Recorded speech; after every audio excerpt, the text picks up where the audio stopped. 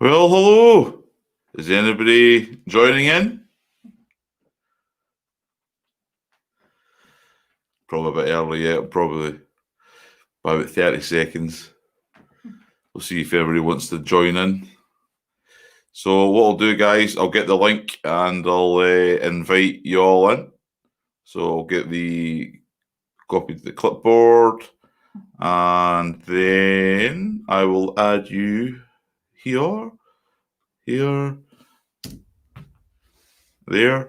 So if you're on here right now, if you click on that link for the StreamYard, guys, that should bring you over here, and I can get you on board if you're all going to come on.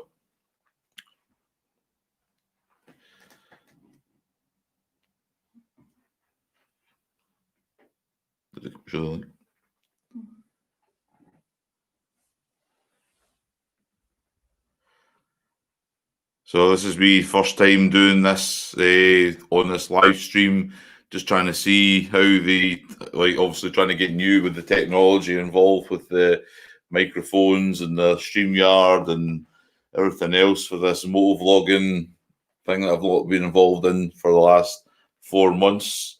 I've seen a lot of the guys being involved doing these live streams, so I thought I'd maybe try and host one of my own. So if you can click on that StreamYard, I think it works better if you've got Google Chrome. Works quite well on the mobiles, actually. I was quite surprised how well it was working on the iPhone. I'm not too sure about anybody with the Android. But if everybody pops up in the comments and tell me if I'm doing anything wrong. Hey, Sinister, what's up? Hey, guys. If you want to click on that link and join in, there's 4-way. I'm not going to kick anything off right now or introduce myself. Oh, everybody probably knows who I am anyway. Sinister's here. Mrs. Burning Gas. Oh dear, I'm being watched. So there's Gary, you can join in if you want to be on TV, mate. We've got here, if you want to be on live on YouTube to be immortalized on the internet. Hey, Adamoto.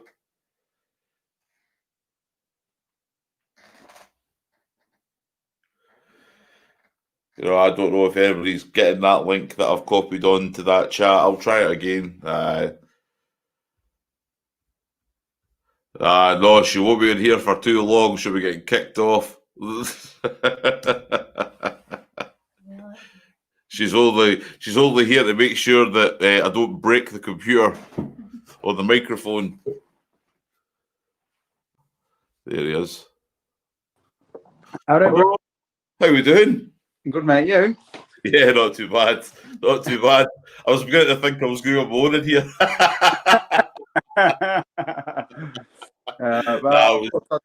I can't stay for too long, but I thought I'd definitely make the effort. No, most appreciated, mate. I said, right, I'll try this. I'll try set up this microphone that I've had for a while, and I went, right. Hopefully that works, because every time I tried a microphone on my bike when I was trying to do that motovlogging, I kept on clipping every time. So I'm hoping it sounds all right on your end. I'm not sure. So.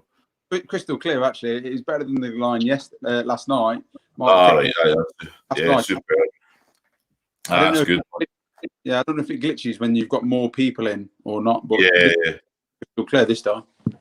Super. It's like I got a Rode microphone with the camera that I've been using, and then this time I've actually got a Rode mic for my my computer, my PC. And what difference it's made, didn't even have to change any of the settings, just plugged it in, and I think it must auto adjust to your voice, so I'm pretty happy with it, Happy God, so I'm just looking to see who else is kicking around in here as well. I mean, there's a few watching, but I think there's another live stream going on now. I think you've got the basic bikers are on as well. Yeah, I think I saw that. Yeah, I think. I mean, but I know it's a lot of the. I'm not like all the kind of guys have all known each other for a while, so I just kind of said, well, it's not like I didn't think I was going to be stepping on any toes, or anything like that tonight. So you got to start somewhere, ain't you? And well, that's it, mate. It's like I mean, I'm not really getting much chance of riding any bikes, just like you as well, with this lockdown situation now. So it's a bit of a pain in the ass, you know. So it's like in the snow and the ice and everything else. So I'm getting so patient with like waiting for spring, and it's killing me now. Like, I never ride my bikes during the winter ever. I've never done it. I usually take them off the road at the start of November, and won't bring them back out until March. Never have. Yeah, I mean, so I went to it was a biker's funeral, and there must have been I don't know, there must have been 50 plus. Right. So that was, when was that? That was last week. And I was thinking to myself, oh, the police are going to be kicking off here because there's so many people, and obviously with all the new restrictions and stuff. Yeah. The police actually came, closed the road off, and let us all follow the funeral car. There must have been 50 plus bikers, and it was amazing. But because typically it absolutely nailed it down with rain, and my bike is never dirty ever. Oh, it's brutal. You know what I mean? And you want to go as well, don't you? You know, I've been to one or two of those funerals. Never good things anyway, but especially on a motorbike, and you think to yourself, you're doing it, and then when you're out there, you're absolutely soaking, and you're as you say, you come back and your bike is an absolute mess as well. I don't know what it's like down your way, but the salt and like up here in Scotland that they put down the road, it's just my car's white. It literally is white with the salt all over the side. So I'm a little bit more rural, so it's not. They don't really salt the road too much. I'm sure they do, but you don't see them that often. Unless they dump it down here like it's I mean we know we're paying for it. It comes out of your obviously your council tax and taxes, but they just throw it down here that liberal that it's just constantly it looks like a greasy mess for weeks, and then when it rains and then it's smeared, you know when they put too much down, because it's just like a black sheen straight across the road, isn't it? And it's just like you think to yourself, what the hell, what's going on around here? So so when you next off abroad then? I'll probably be home, I think, until about the 3rd week of February. I'm looking to try and get on my flight and get back around about the 21st, hopefully the latest. Probably away. I think maybe I'm not sure. It's like sometimes it could be 4 weeks or it could be 6 weeks. It just depends on like the situation. Oh, this is somebody. Oh, there's Gary. Hello. This is real bikes. Oh, real bikes. Oh God, he's one of them. No engine required. Right. So I've got probably maybe another 6 weeks to go. So and then it'll just be because of the lockdown. It's getting like held in with flights and people being delayed, PCR testing, coronavirus. So it's just a mishmash of different events that are creating like an extension to my normal rotation, so to speak, working away. So that's what it is. So this is my cousin Gary, mate. Gary's, I don't know if you recognise his face. This is Gary who I was on one of my YouTube videos that I took to Haulin. Right. I don't know. So I took him there and like to experience his first kind of what it's like to like get sized up for buying your first Harley Davidson. So so Gary's what, 6 foot? Are you 6'2", Gary? Or right, 5'11". 5'11". You know that. I think you're taller than that, aren't you? Okay, so no. I've not got my high heels on today. right, okay. So Gary went. He's done his CBT to get basically ready to go on the road. Yep. So said, well, let's go to Harley Davidson in Glasgow. So we took Gary there, and he got to kind of like measure himself up for his first Harley Davidson. So if he wants to buy one, obviously pass his test. So we'll see how. This is the latest development because of lockdown. You can't even do a theory test, but you can't get anything and as a result, everything's backed up. There's a queue Right. for everything now. So, Nightmare. What bike did you like though when you went? When you went. I think it was it the Street Bob I sat on. That was the only one I think really felt like I could go on that. Yeah. It was nice and relaxed, like stretched out. But yeah. I think the last time I went to one of the dealers, I sat on the breakout. I'm flipping in between. My next bike will either be a breakout or a fat boy, and I'm 50-50 with it. But when I last sat on the breakout, it felt like it was made for my body size. I'm 6 foot.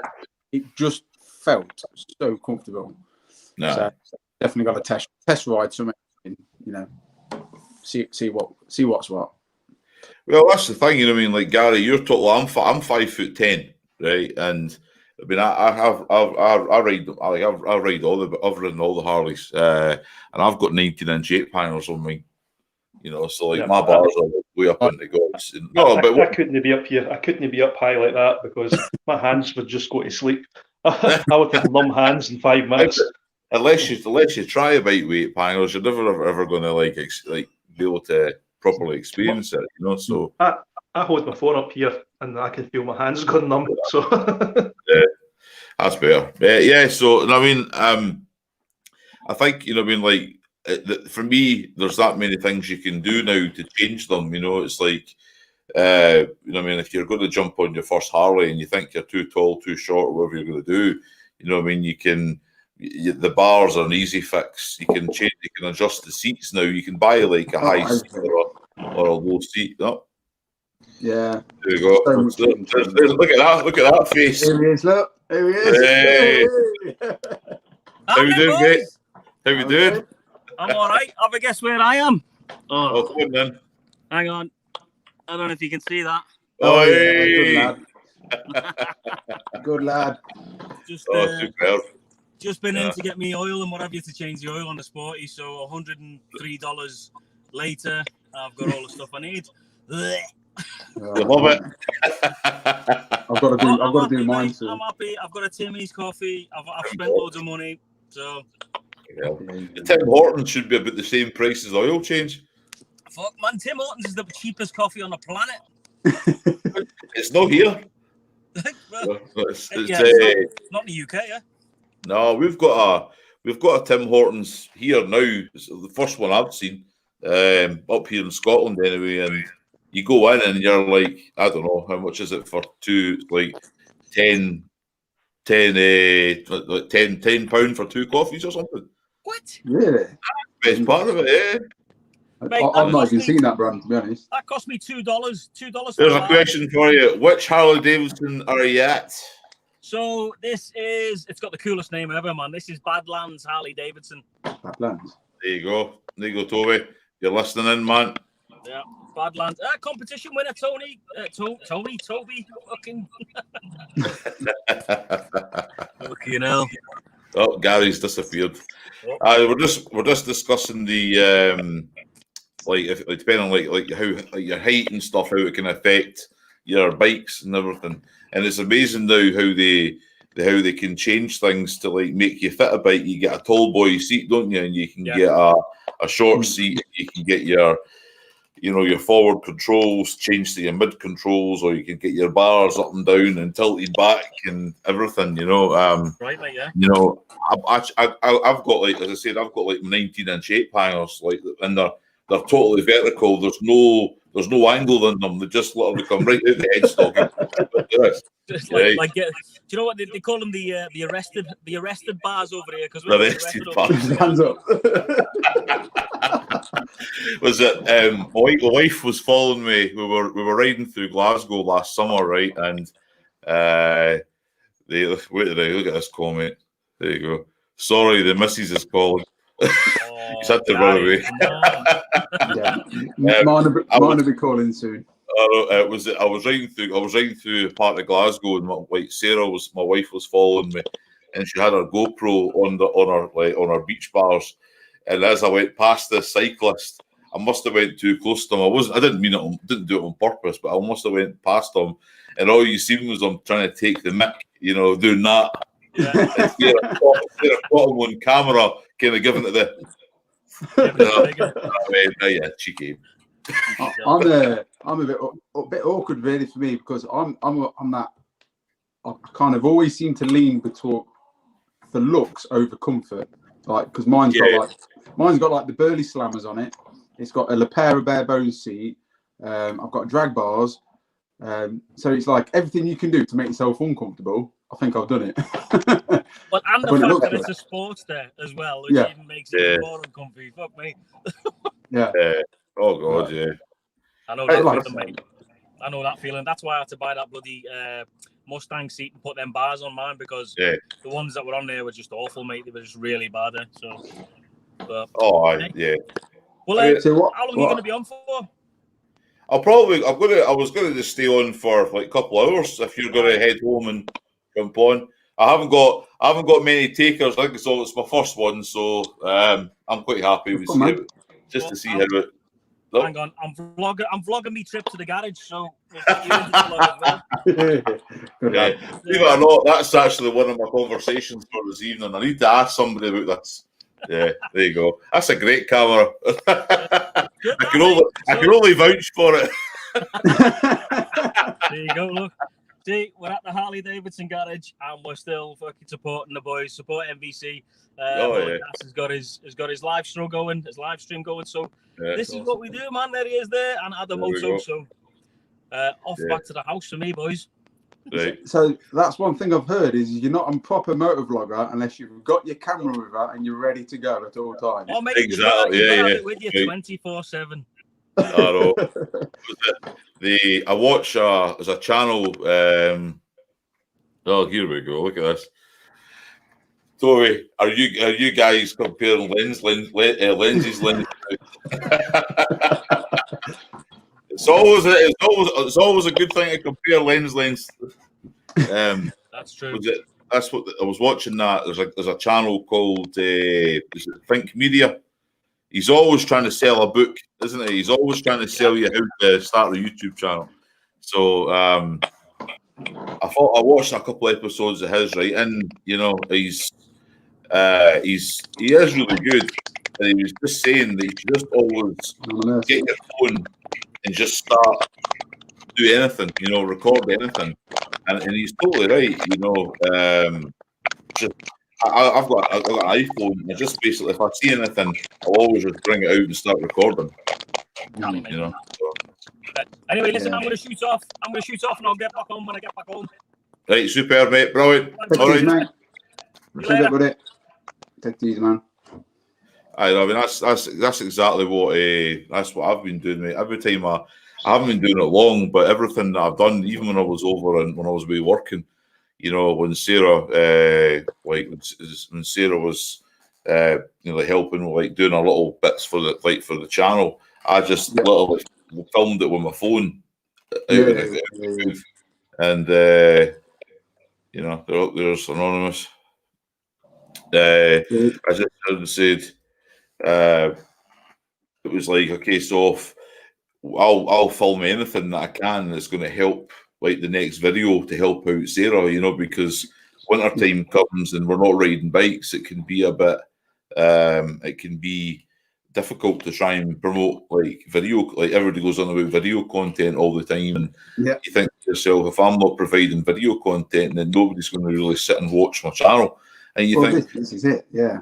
Yeah, and I think it's like when I first started up like Burning Gas, Haulin Ass, it was just a thing that I did a couple of years ago. I've had that Instagram tag for 3 or 4 years, right? It was just something that I was working away, I was traveling my work, and I basically went, I'll start this Instagram channel, Instagram page, and I'll just put pictures up with Sarah and I's travels, like when we go work, like for motorbikes. And then I said, let's just start a YouTube channel. So obviously it started a YouTube channel, and then you never think to yourself, you go, oh crap, I've just started this up before winter. Well, I don't ride my bikes during winter, but so we decided to say, well, it's not just going to be motovlogs. It should really be. Oh, Jim Diesel's there. It should really be. It should really be a case of trying to share the. I'm just going to put the link up there, mate. It should really be about the lifestyle as well, because I mean, I don't have any kids. I mean, I'm not fortunate enough to have them, and we've decided with our life, we kind of when I'm not working or Sarah's not working, we'll travel, and when we travel, we'll try and involve a lot of the motorcycle culture around that, and then so we've decided to say as well as have this, like riding a bike all the time and filming it. You can't always be riding the bike, can you? You've got to have. I mean, it's always like, well, a bit more diverse, isn't it? Yeah, it's right. I mean, and it's a culture, it's a lifestyle, and that's what we want to do. Just read a comment there. I've got one from Toby saying he's the same way. I've had Instagram for years, never used it. Started using it as a motorcycle vlogging community. That's exactly. And. That's exactly what it's all about, I've been into motorbikes for a long, long time, just like most guys probably who are on here right now. And you're like, it's all about sharing information. Nobody really, it's almost like it says, it's not, people say knowledge is power and all that kind of stuff. I'm not into that. It's almost like shared information. Yeah, definitely. I saw another motovlogger, and they were saying, I think it was one of Bobhead's, not Bobhead, sorry, Blockhead, sorry. Yeah. And he was saying, like, a lot of these people were saying that they started off watching for the motorbike content, and then people actually, you learn to really like the person behind it as well. Yeah. So then it doesn't really matter what you're filming, because people actually want to see your personality and whatever your life's up to. Do you know what I mean? Oh yeah, definitely, yeah, and I think that's definitely something that I think I'd like to happen. Somebody would like to know, Toby says like this. Well, these days kids are going to ask, "What's a phone call?" Yeah. What's that, Toby? No, you're right, because eventually somebody's going to say to you, oh, like, what are you like as a person, or what do you do when you're not riding a motorcycle, and then you'll find that they'll go, actually quite like watching this just to know what you're like, She's Surgeon. I actually quite enjoy watching his channel, and it's not now for the bikes that he rides, it's actually just to see what he's up to. Yeah, I mean, he just likes to go for a beer, doesn't he? Go ride, meet some people, go for a beer. Yeah, turn the spanner. You know what I mean? I don't think he's watching this right now. I'm not famous, but what I'm saying is when I watch his when I've watched some of his videos and stuff, you go on and it's like you see all these different characters that he's bringing into his like day-to-day life, with the channel.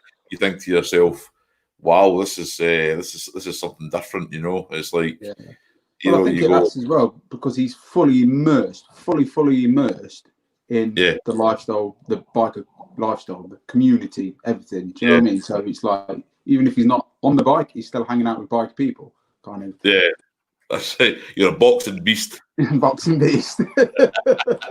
I used to be. I'm not so much anymore. It's right. It's like you get in there and you see how all of his, you see, like, as you say, is like he's got his normal like crew that he hangs around with, and then you start seeing all these like dominatrix that he hangs around with. And, he's got the like the tattooists and the mechanics, and you think to yourself, wow, and they're always walking around like what we just discussed. They've always got their cameras, and they're all doing the thing. Do you watch Flipner as well? Yeah, I do. Yeah. Yeah, that's the same thing, isn't it? He's just talks about day-to-day life and blah, what's going on with him. Well, I love all that sort of stuff. I do. But he's, as you say, he's constantly walking around with these walking around, There you go. It's a golden equivalent, US equivalent in the UK. Golden Gloves in the UK equivalent. So the Golden Gloves. So it'd be so in England it's the ABA, so the Amateur Boxing Association. So winning like an ABA title is like it's quite a prestigious thing. Like a lot of people would like to do that. So a lot of people do that before they'd go on to say try out for the Olympics or then turn pro or anything like that. So yeah, like winning the ABAs is quite a big thing. Yeah. Here he is. Oh, there he goes. How How we doing? Gus? How are you? Not too bad. How are you? Yeah, not too bad at all. Yeah.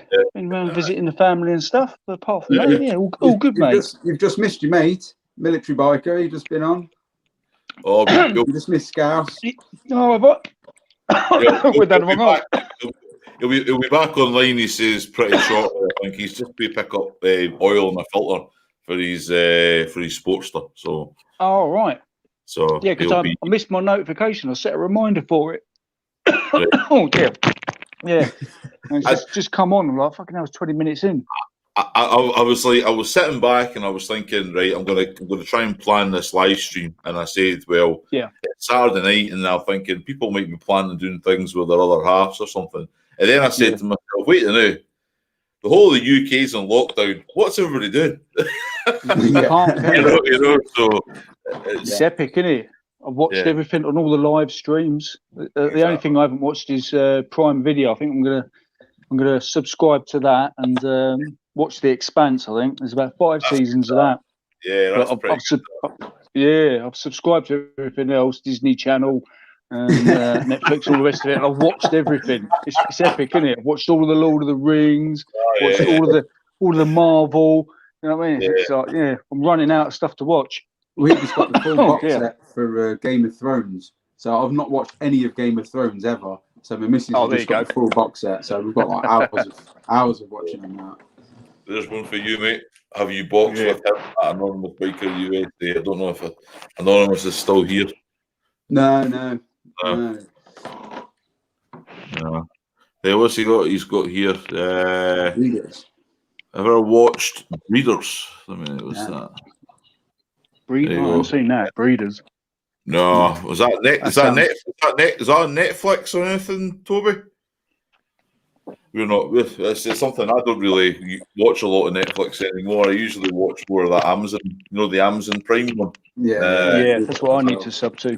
Yeah, I think it's I actually find the Amazon one probably maybe a little bit better because you're getting a lot more of the popular stuff maybe coming on a lot more regularly. You know, I mean, I liked The Expanse. And like I say, I'm still watching that. I'm on series 5 now, episode 3, which is quite good. But it's like when you're the only person in the house who's right into sci-fi, it can be one of those awkward, But so one of the things I was going to discuss, but it was actually believe it or not, it was actually the military biker who brought it up first. But I'll maybe carry it on. So as we're all motovlogging. Right, but me personally, I'm just new to it within the last, say, September last year. And I think Adam was the same. You probably have you done it a bit longer than that? How long have you been doing it for, Adam? Me, So I got my bike. I got my very first bike in March, and then it was like 2 weeks before I passed my test in February. Got my bike in March. And then two weeks later, we went into lockdown. I think it was. So I wasn't even able to ride then. So really, it's only been like say this summer that I've been doing it really. And all of my videos, still everything I've ever done, I've only ever edited it on my phone as well. I haven't even got a house PC yet. One of the things that I've been asked and. Like we noticed a big difference between America and the UK. We're different anyway as personality. But like when you see somebody in the States walking around with a camera, like we've been discussing, like they're walking about with something like this, and they're filming themselves.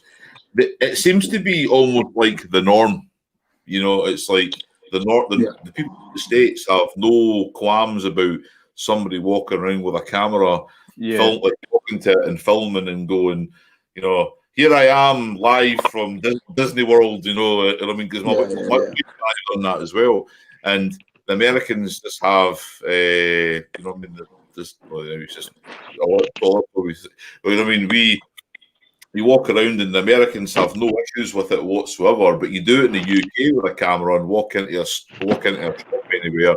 It's almost like people take a step back as if to say, "What's he doing? What are you doing with that camera? What's this clown up to?" You know, it's all about, you know. Yeah. I think you've got Toby. Sorry. Yeah. So I say it's like. So we did it. We did it last year. We tried it out, an experiment. We went into like our local dealership with a GoPro, and we filmed a few things. We walked around the shop, and we like filmed ourselves. And Sarah did a bit of talking to the camera, and they were really quite happy for it because they knew that Sarah would stick it up on her YouTube channel. And it got got quite a good positive response. So I shared it on mine, one of the very first videos that I put up last year, and it's starting. I think it's starting to slowly become a thing. But I was just to ask you guys, what's your thoughts on it? Are you comfortable doing it here in the UK, or are you happy doing it on the bike, or I'm happy doing it on the bike. Yeah. Right.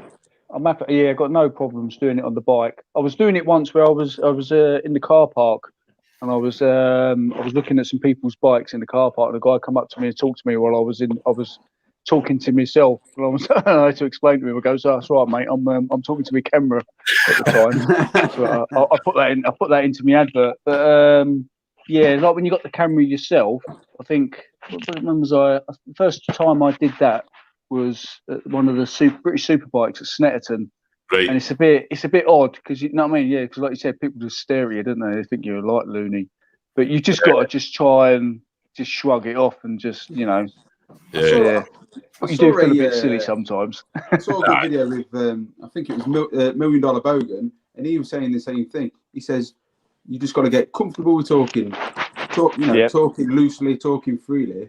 I mean, I've not done it myself yet, but this is what he was saying. Get used to talking freely, and everybody else, just use them as like your props. Almost. Yeah. So, you know, like you try to use them to your advantage in the video kind of thing. Yep. That's what he was saying, and that's kind of registered a little bit with me, and I'm going to try. Yeah, I saw that. But like I said, I feel comfortable with talking to the camera on the bike. And then, like, I've done it a couple of times, even just around, like, my personal group of friends who I've been riding with. And I'm just like, I have to give them the heads up because they look at me going out. Otherwise, I'm like, oh, by the way, I'm just going to get the camera out. And, you know, if you don't mind. Yeah. But, like, I feel like, it feels like over here, you have to ask people's permission. Yeah. Is that all right? Yeah. Some people are just funny about it, don't they? They do, yeah. Some people do. I mean, it's like I've seen, like when I was at West Coast, like I was at our local dealership here in Glasgow. When I was there with my cousin Gary, who you met like 20 minutes ago, the guys weren't that bothered about it because they see it as now becoming the norm now because of this whole lockdown situation. Nobody's able to come into the shops anymore. You know, like going to the oh, look at this. Whereas if we, in essence, right, as motovloggers, let's be honest here, we're doing most of the work for these guys in a way. I suppose so. You know, if like yourself, Jim, you're out there on your bike, your sports bikes, you're the same. And we're all running around in these bikes, and we're going, "Oh, this thing's wicked! Got a stage 1 upgrade," or you know, it's advertising for them for free. It is advertising, yeah, you know, and then somebody watches it and goes, "Oh, cool! I'm going to the Harley dealership or like the Ducati dealership or whatever, and go. I'm going to get this bike because this guy did a motovlog on it, and it's absolutely superb. It's literally sold itself, hasn't it? So, yeah, definitely, because it makes me want to get. I'd like to get another cruiser. I want to get a Harley. So at some point, that'd be cool. What would you go for, Jim? Say again, sorry. Yeah. What would you go for? You got any preferences of what you'd actually I've been looking at either the Road King or I've seen like a couple of on eBay, like the Road King Police Specials. I've seen a few of them as well, a couple of times. Or because they're not too badly priced. Or is it the Dyna Soft Tail? I think it is something like that. Right. Yeah. I can't afford it. I'd like to have something like a Night Rod or a V Rod or something, but I can't afford. I wouldn't be able to afford that. I'd have to sell The a kit thing is, the only good thing about it is they are expensive, but they also hold the price really quite well compared to other manufacturers. So there is that. Say if you fork out 15 grand on a bike, that's not like, you can't look at it like it's a loss, because actually you could keep it a year and sell it for the same money by the time you put a few mods on it or something. Exactly. Yeah. Definitely. It's like they do, like, it's like the Sportsters, like it's like the Sportster market. Everybody's been complaining, like, you know, like ever since the new model launch, and they're like not saying like there's a new Sportster for 2021. The market's that saturated with a lot of Sportsters. You know what I mean? There is a lot of choice out there for them. Yeah. You know what I mean? If you really, really do want a Sportster, there's a lot to choose from. And the aftermarket support is massive as well, isn't it? Yeah, exactly. Yeah. And 99.9% of the Harley population looks after their motorbikes. So you're always going to find one in good condition. You're only going to find a rough Harley every so often. When you find someone who's just bought it and just left it in the garage for years after not watching it. You know, so. I do like the Sportsters as well. Even though they're a bit smaller, isn't they? I've seen Alcamoto's got he's got a really nice Sportster, and some of the guys that he hangs around with have got some really lovely Sportsters. But I'm quite lucky though, because I've got a mate who. Yeah, sorry, mate. Yeah. Yeah. Carry on, sorry. Yeah, sorry. I've got a mate who my mate Dave. He runs. He's got his own motorbike. He's got his dealership that they sell. So they've always got like an influx of Harleys and that go through. Plus, I'm quite lucky because I've got it's like a custom shop in Troston down the road, and they always got Harleys and stuff. And so I normally go in there and do a bit of window shopping. So they're saying like you can get no bike is the same. You know what I mean? I've looked even my very first one back 10 years ago. It was modified at a 2-in-1 race exhaust on it. You know, it had like a stage 1 upgrade on it, and I went, and it says, and how much is it for a standard one?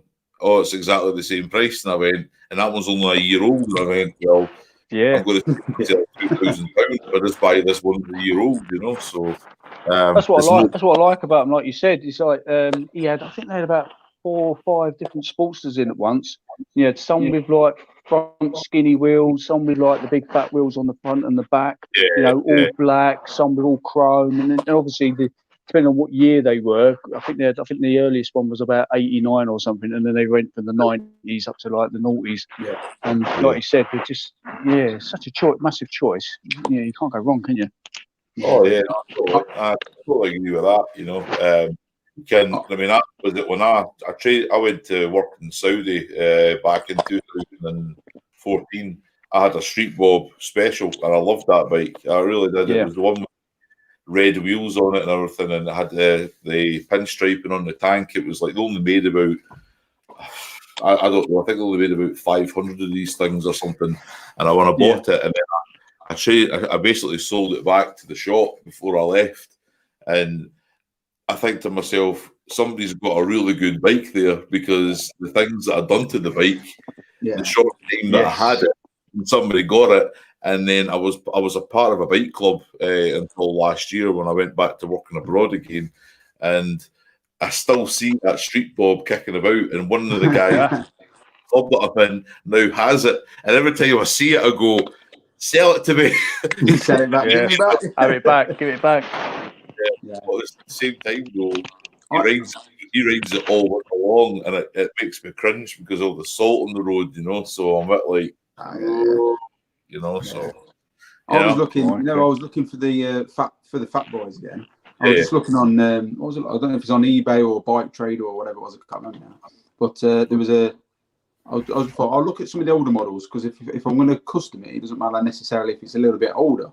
Anyway, I found a Fat Boy. It was something like 2002 plate, and it was still 10 grand. About fell over. Yeah. Like 2002, still 10 grand. That's unbelievable. Bonkers, So, isn't it? when you get a chance, right? I'll if I could figure out how to do it, I might show you. I think I mentioned it last night on the Military Bikers live stream. There's a fat boy called the Grey Ghost. Grey Ghost. All right. Right. All right. Now, that is I'm sure it was the model of the fat boy that came out in Terminator 2. Right. Arnold, right? Oh, right. And one of them came into the dealership a few years back, and I don't think it even lasted a day. You know, Yeah. it just being up for sale. And when it came Yeah. up for sale, I think it was like 15 grand. We're Wow, talking, yeah. you're talking like 1992, no, yeah, that film would have been 92. Is that right? Yeah, yeah. Not far So off.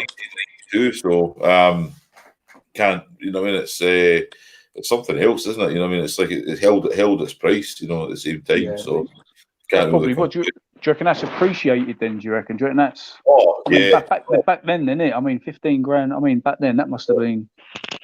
Yeah, I mean, I don't know how much they were new back then, but that must have appreciated it's got that. nothing it's quite That's rare, got to, isn't isn't it? it?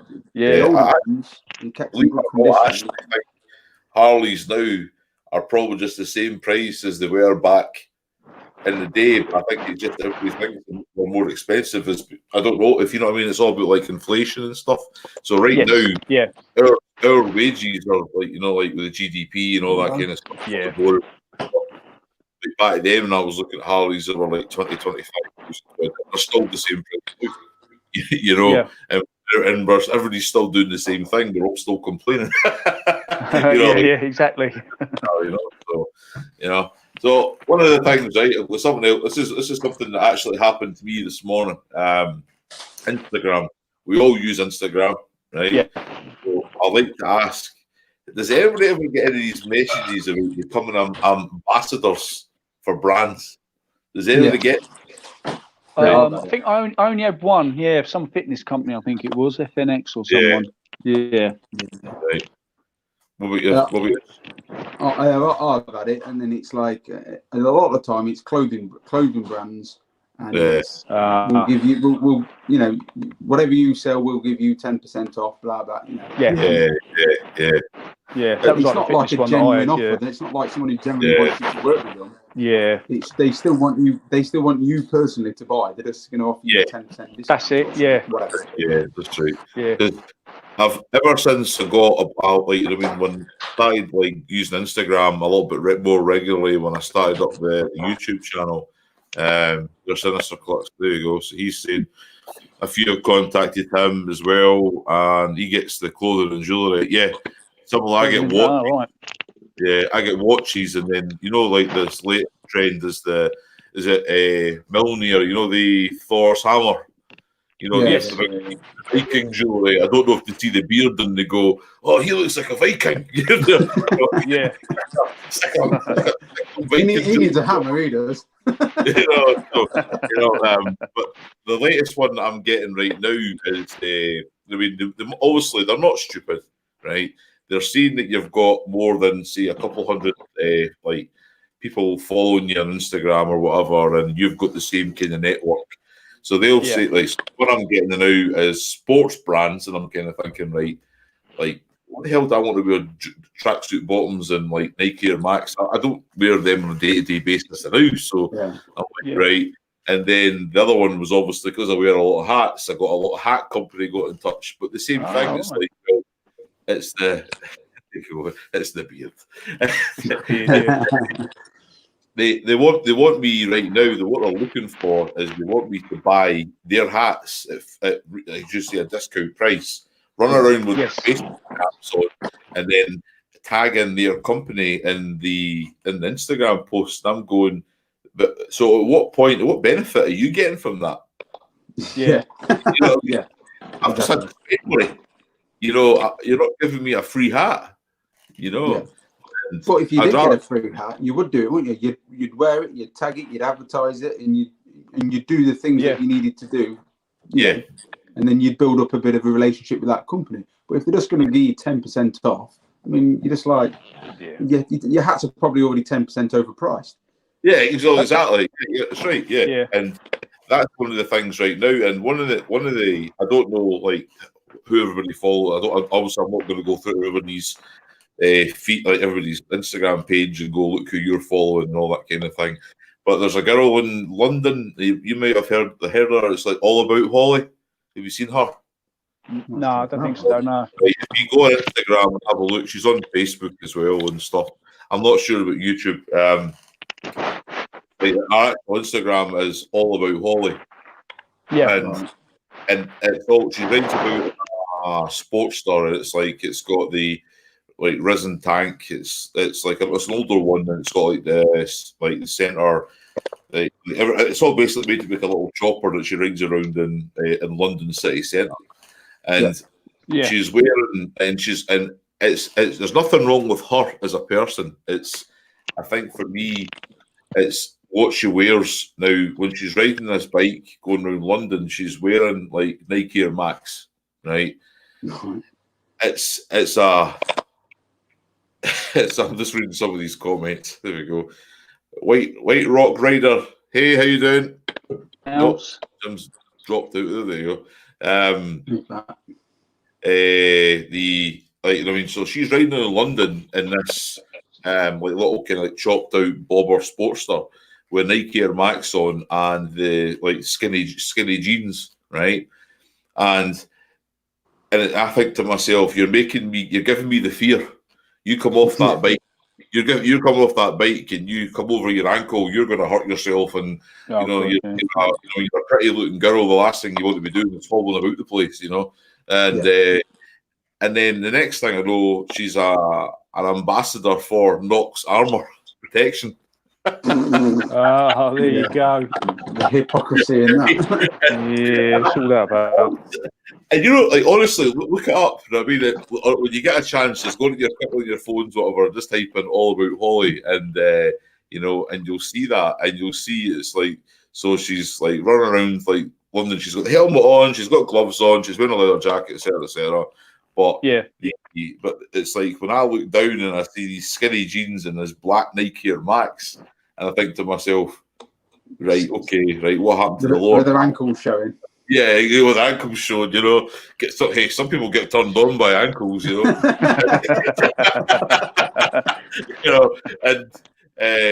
so and then all of a sudden you see it like on our the bio link on our Instagram. It's got like ambassador for Knox Armour, and you think, that's protective equipment for riding motorcycles, but you're wearing Nike Air Max. You're a representative for the motorcycle community of the UK, and I'm a little bit like, are they representing the person, or are they representing the idea they come across? Because she's quite a trendy girl, if you know what I mean. She's wearing like all the latest brands, as you can imagine. She's got the Harley jacket on, like the t-shirt, the whole lot, and then right at the bottom she's wearing Nike Air Max and a black pair of skinny jeans, probably from Pre-Mani or something. It seems to be a bit of a thing at the minute with like everybody like on Harleys. A lot of the younger generation on Harleys, not myself included in that, seem to just like want to wear Vans trainers. Yeah, Vans trainers, which are even worse. Just like the thinnest bit of cloth. So Vans trainers and riding the motorbike, and they're just like, not for me. Not for me. I know there's only certain bikes out there. So on my street glide, I've got the Jack and Jill, which is the cantilever, heel and toe gear chain, right? Now, sports bikes are obviously single lever, so you're going up and down with the top of your toe. I've been there. Now, I remember how awkward it was with the wearing like normal like sports boots, but at the same time, imagine doing that, as you say, on a pair of Vans or a pair of like Converse trainers. It must hurt. I mean, it's not comfortable. It must be sore on your toes. That's all goes through my head. Is like I won't wear trainers. and maybe I'm being overly cautious now. you know, like I thought, like I was thinking, oh my God, this is what happens when you turn 40. I turned 40 last year, and all of a sudden you start going, oh, I can't do that. That looks a bit unsafe. You know, I want to prolong my life. You know, I'm halfway to 80. Yeah. You know, that kind of thing. So, but no, I just wondered if what the opinion was of that. Was it the case of with the safety gear? Does anybody have like an opinion of? They're really strict with one thing and then they're relaxed with another. I just wondered if it was maybe just me being too super safe or. I don't know. I wear generally. I will wear. I've got like my leather jacket, obviously with me. It's got the obviously obligatory like elbow and shoulder armor in it, and obviously a bit of a back protector. But I normally wear. I've got my armored Kevlar jeans. I normally just because I like to be quite casual, so I'll wear them. And I've got like some I think Frank Thomas like Michael boots that are a bit like paddock boots type thing. So they've got a bit of protection, but I don't generally. I have got leathers with knee sliders and all that business, but I don't generally wear it. I mean, I've even got hoodies. You know, like I like the hoodies to wear the hoodies as well with the body armor in. But because I like to, because I only wear motocross gloves as well, to be honest, when I'm on the sports bike as well, because I like to be able to feel everything. I don't like wearing, you know what I mean, like loads of too much protection. But I don't know. I suppose it's one of those things, isn't it? It's like risk, isn't it? I'm kind of simple. Bit of a funny one. Yeah. I kind of minimum wear Kevlar, so I've got Kevlar jeans. I've got I've either got my leather coat on, or I've got a textile coat which has got obviously the padding and stuff in, or just my Kevlar shirt. And I think to myself, if I come off my bike, I mean, this is probably again a little bit naive. If I come off my bike, if I'm going to break my arm, I'm going to break my arm. I don't think a little bit of padding is necessarily going to help that. But at least if I've got my Kevlar on, I'm not going to cheese grate myself. Yeah. I think the way I always wear look, boots. Boots. Yeah. I've seen people when they're, you know, like sometimes I've seen people with the cars have driven over their foot or whatever. I've seen that happen before, where people are trying to cut them off and they've ridden over like the motorcyclist boots and that. But I don't know. I think with riding like cruisers and that, I don't know. I'm a bit more relaxed because I think you're not likely to crash, aren't you? Unless it's someone creaming into you, and then it's going to be pretty epic, isn't it? If someone in a car's crashing into you, then they're going to take you out. On this sports bike, I mean, if I'm coming off on that, or I'm going to hit someone on that, even with leathers on, you know what I mean? I think it's end game, isn't it? But I don't know. I mean, like Toby's brought up a good thing there. You know, I'll read that comment out. Like Kevlar jeans are not cheap. I get it. Neither's replaced my legs, so I wear them. But he wears mesh chaps as well. It's. I mean, I know as a British culture, we sometimes like take the proverbial out of the chap wearing fraternity here in the UK. But he is right. You know, I mean, it's like dressed for the slide, not the ride, and it's something that my wife has like hit to me quite regularly. You know, if I'll wake up maybe when I come home, I've been away for a month working, and I'll maybe run outside. And you know, like I'm going to go on my bike today, and I'm just wearing like my pair of jeans that I've wore out the next. You know, I can see myself throw my boots on, throw my leather jacket on, put my helmet on, and go on my bike. And then I'll come home and look around and say, "What are you wearing?" And I'll say, "Well, this is." Oh, and I was like, "Well, if you come off, those jeans aren't going to last you. Whereas if you wore your armor jeans, your skin, you know." And I get that. And one of the things as well that I noticed as well, here we go. There you go. So chaps and jackets with armor protects us if we're thrown from bikes. Yeah, that's right. You know what I mean? It's only the armor's only there to try and stop you from hitting the sticky out bits, isn't it? Like your shoulder, collarbones and stuff, and elbows and You're gonna, if you come off your bike, you're going to break something. You know what I mean? It's inevitable. You know, I think it's part of biker culture that we've just accepted there's a level of danger in it. You know, so one of the big things that I've noticed on Instagram is I follow the V-Rod Nation because my project bike is a night rod special. You've probably maybe seen that. I've got like my big green bike that I modify it. I've had it for 10 years. And I thought it's a big thing in Australia, you know, like the night roads. They're right in the Oh, they're absolutely nuts for them. You know, I love the night rod. But so I took the Australian model, so to speak, and how they've modified them and brought it to the UK, because when you seen when you see, like, I put the big wheel on my night rod and the big wide wheel on the rear, it's like it's not really something that you see here in the UK a lot. So what I've done is basically like got most of the parts from Oz, stuck them on the bike, and then when I started following the Instagram page, it's like you see these young guys and they're wearing like shorts, Nike Air Max, and they're doing it all for the gram, ain't they? They are doing it all for the gram. Yeah, exactly. Yeah. And it's all about taking the picture and and I sit there and I cringe at this, that they're doing this all the time. You know, that they're riding about in shorts and t-shirt. I know it's warm, I know it's hot, I know it's 40 degrees. I'm jealous enough as it is. Yeah. But at the same time, I've seen pictures of the guys carving themselves down the road, and I go, I think I'd rather sweat.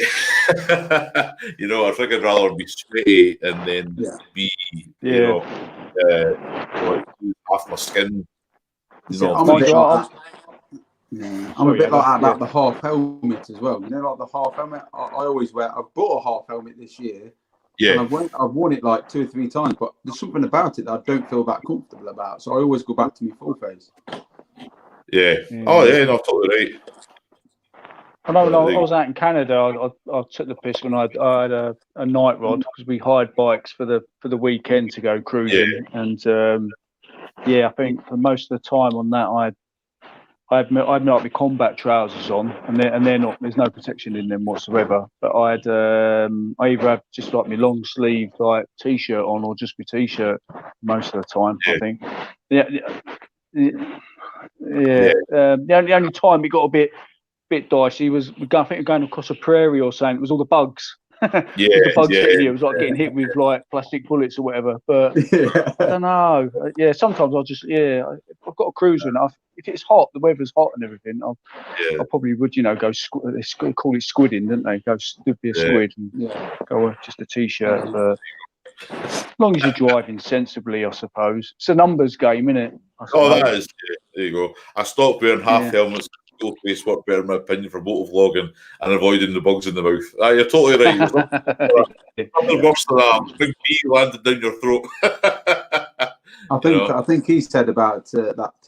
I think Toby said about Dan the Fireman. He's done some really good videos on like safety and riding and stuff like that. Because I don't generally like consider myself like a mad like safety freak or anything like that. But some of his videos, that Dan the Fireman, it is a bit because he is actually a fireman, and he must see some of the worst sides of motorbike accidents and stuff like that.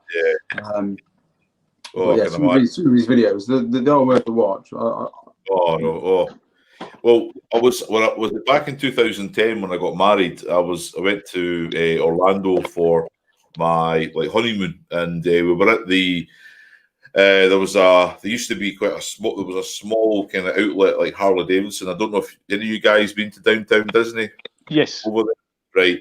So do you remember the small one they had? They used to have a really small outlet in there at the Disney Springs. It was called Downtown Disney back in 2010. Yeah, I think I've been past it. Yeah.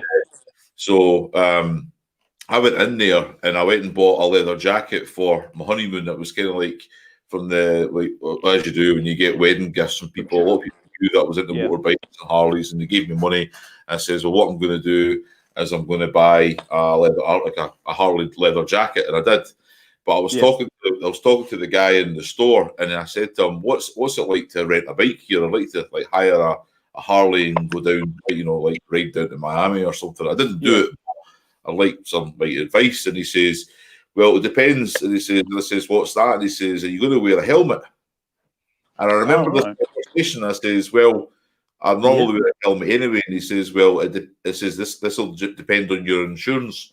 And he said, if you have like the way that he worded it, and maybe the Americans who are watching right now, and I hope they can correct me, they said, in Florida, as long as you've got over $1 million worth of health insurance, you don't have to wear a helmet.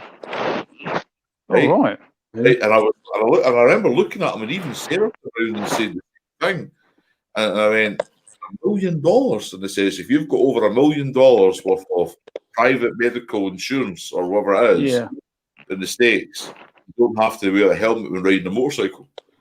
And I went, right, okay. And it says, well, I don't have $1 million worth of medical insurance because I'm a tourist.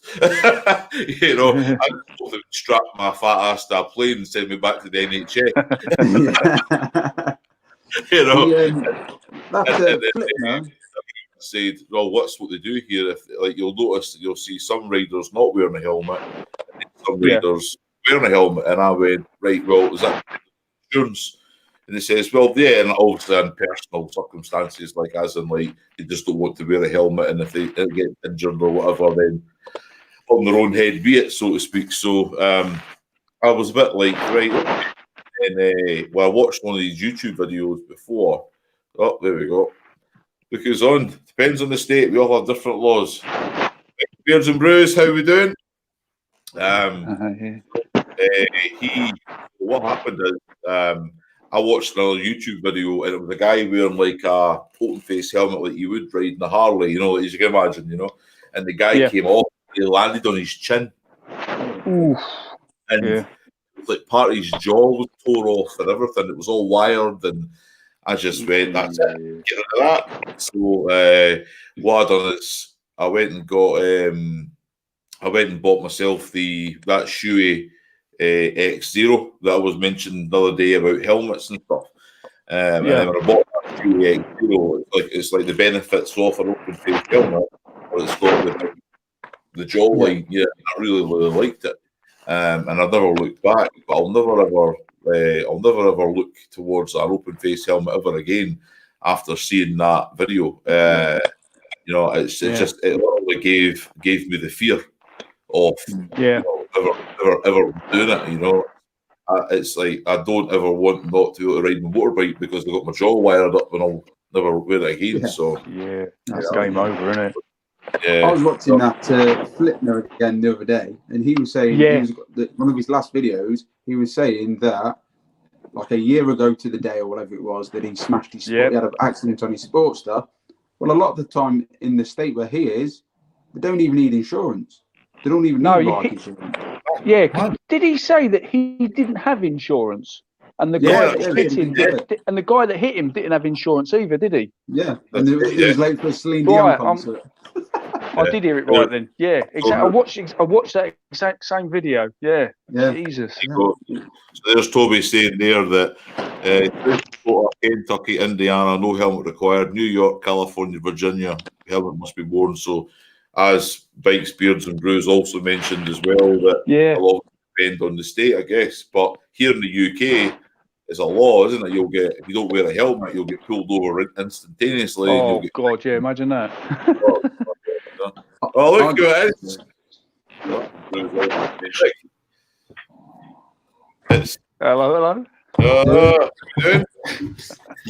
Yeah, there's actually there's actually a map you can go to. It's on different websites where it'll actually tell you state by state which states require helmets, which don't, which have special rules behind them. Because like certain ones, like if you're 18, you don't have to wear a helmet.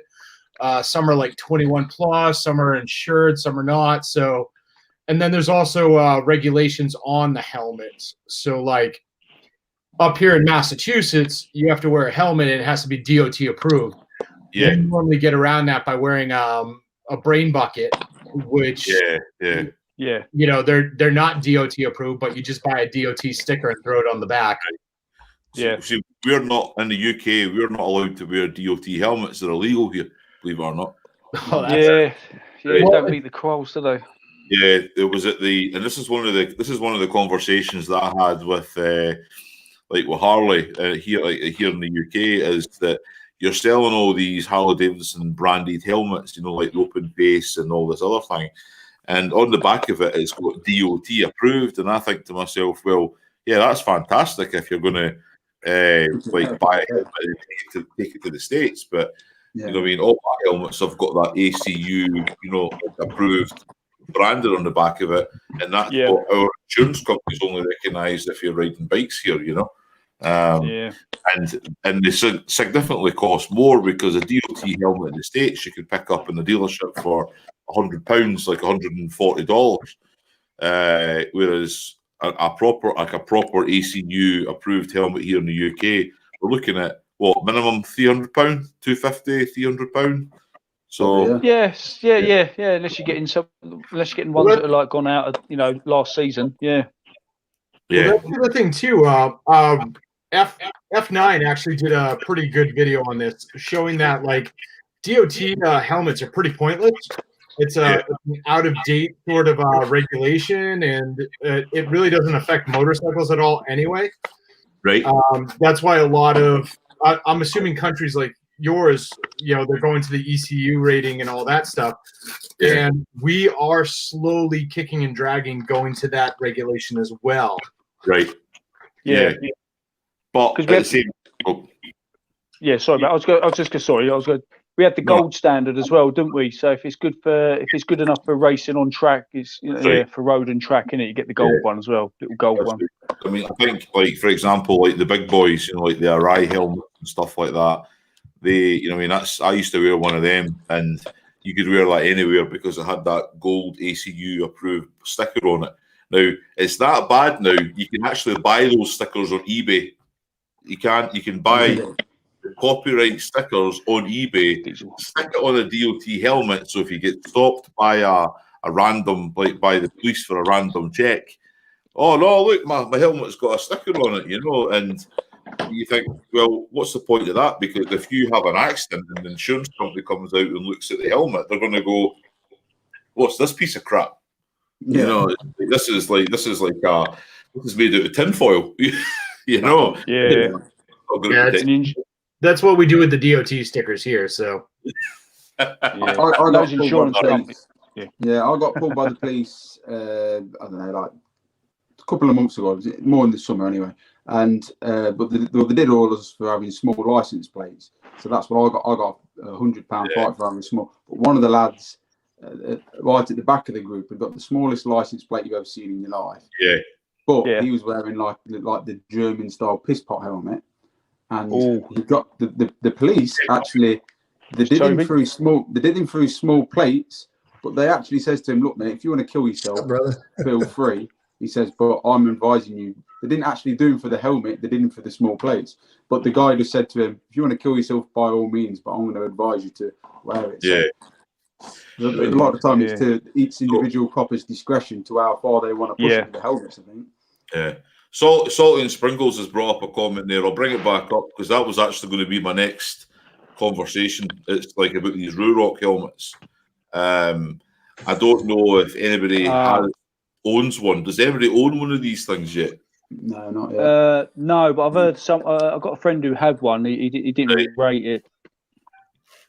So it's actually funny. I've been shopping for new helmets, and for a little bit, I was going to go with Ruroc. I've been waiting for like the 3.0s to come out because the 2.0s came out in February of last year. So I figured it all kind of in line. But then I stumbled across another helmet company out of Texas called Quinn. The thing I'm liking about Quinn is they actually have a lot of their electronics built into the helmet when you buy it. It's an affordable price. It's like $400, like American. Yeah. So I think that's like £6 billion in like UK. I don't know what the translation is. But it's got Bluetooth built in and all this other stuff. And one of the cool things it has is it also has crash detection in it. Right. All right. So it's synced to an app on your phone, but it's got all kinds of like gyroscopes and stuff in the helmet. So if you have a crash and you're incapacitated, it actually it alerts the person that you set up as your emergency contact, and it also sends out your GPS. Wow. Yes, So good. if you Is that quids or squids? what's that? What's it called again? Quinn?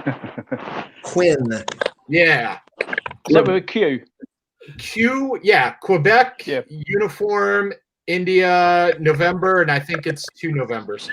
Oh, to the biker. That's Like a getting the phonetic alphabet out, we're in trouble. The other thing it has is it has like all the controls are built into the side of the face. Like the one I'm looking at is like 3 pounds. Right. So I mean, like weight wise, it's pretty fantastic compared to the other helmets.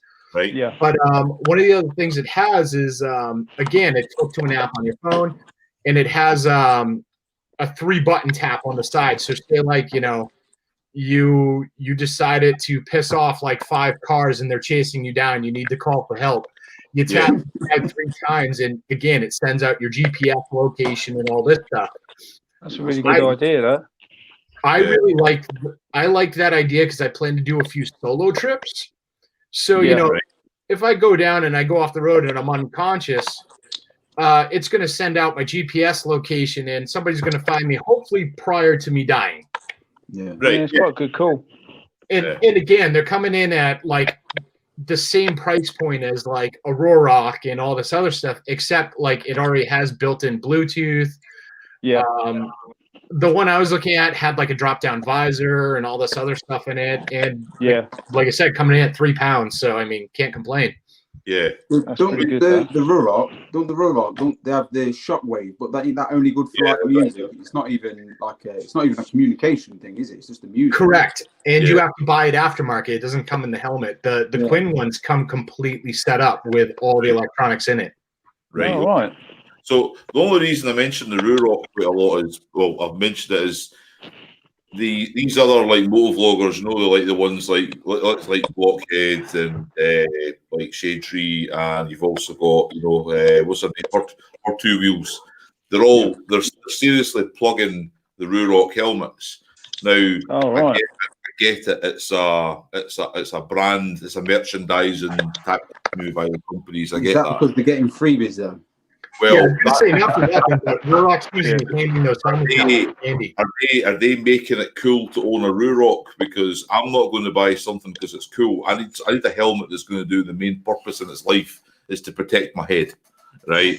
It's you know. So if a Ruroc helmet looks cool but it's not going to save me, then I'm not going to buy it, you know. And whereas my Shoei helmet that I wear, my X0.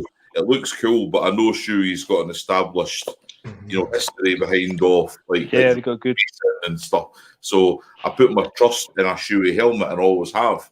I've had a Rise and I've had Shoei's, but when this Ruroc, I think it was Adamoto who you were the first one to introduce me to a Ruroc helmet. You put it in your Instagram stories, and I went. So I've been considering getting one or Shoei or something. And I just went, oh, it's no competition, because the first thing I said to myself is, who's this Ruroc? They actually make snowboarding helmets.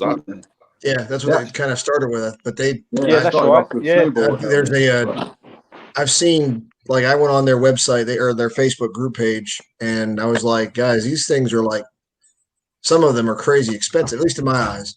And oh, they are. I get it. You can't put a price on your body. I get that. But some of them were, and the responses I got were, some people actually showed photographs of their Ruroc helmets after a crash, and they were in very good condition. They didn't have a lot of bad marks on them or anything, and a lot of people were swearing by them. I mean, they've done a ton of marketing. I mean, I'm sure you've seen it. I mean, they're obviously based out of UK, but I think that's the one consistent complaint I've seen about them is just the shipping time, because it takes weeks, maybe even a month or longer to get the helmet once ordered internationally.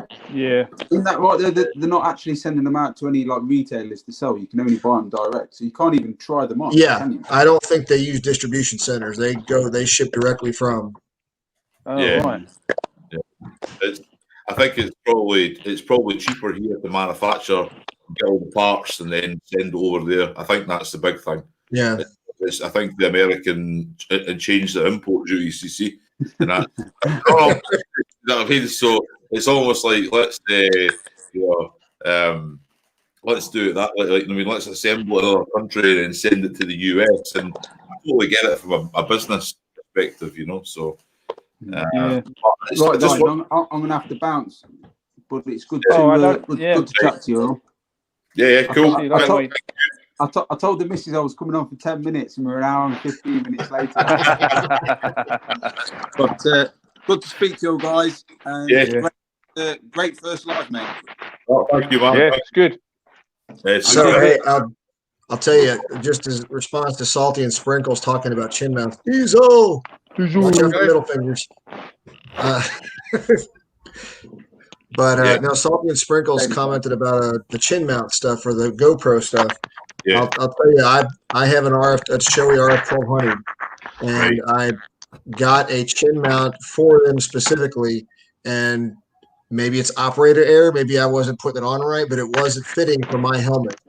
Right. I contacted them directly and returned it to them within a week or so, and they refunded the money. So it's a very simple, easy process to do if that is a concern. I ended up going with matter of fact, I can show you. I got the new aluminum. I ended up going with. I really like it. That's kind of the mount. All right. Okay. Right. Oh, right. Okay. Look at that. That's clean, isn't it? Yeah. That's cool. That's exactly what Everyone's smarter than me because I just mounted mine on the open close vent. I'm actually, and a lot of times when I'm doing my moto vlogging, I'm on a highway doing like 80 or 90. That's why my, no matter what I do with my mic, it tends to buzz. Yeah. And I think I've actually mentioned in a few videos where sooner or later I'm going to look left or look right, and like my chin vent is just going to tear off with my like GoPro and just go flying down the highway. Hey, Mike, so I've got this one as well. Okay, this is mine is a modular. Okay, before I put that same one on it. Right before that, I had a mount over here on the side. Right. Okay.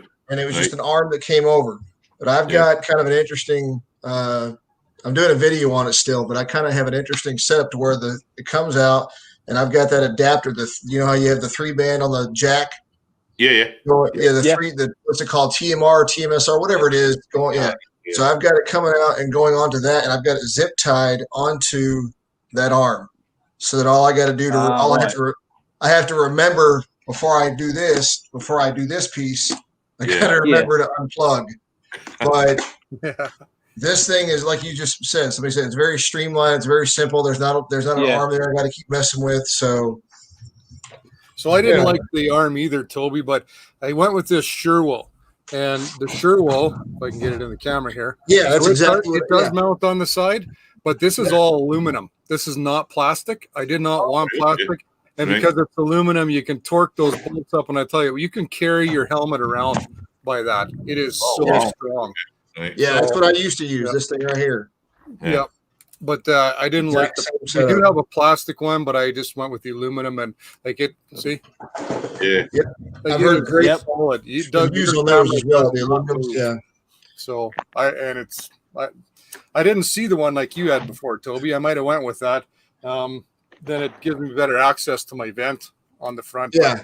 I usually just leave it open all summer anyway. Yeah.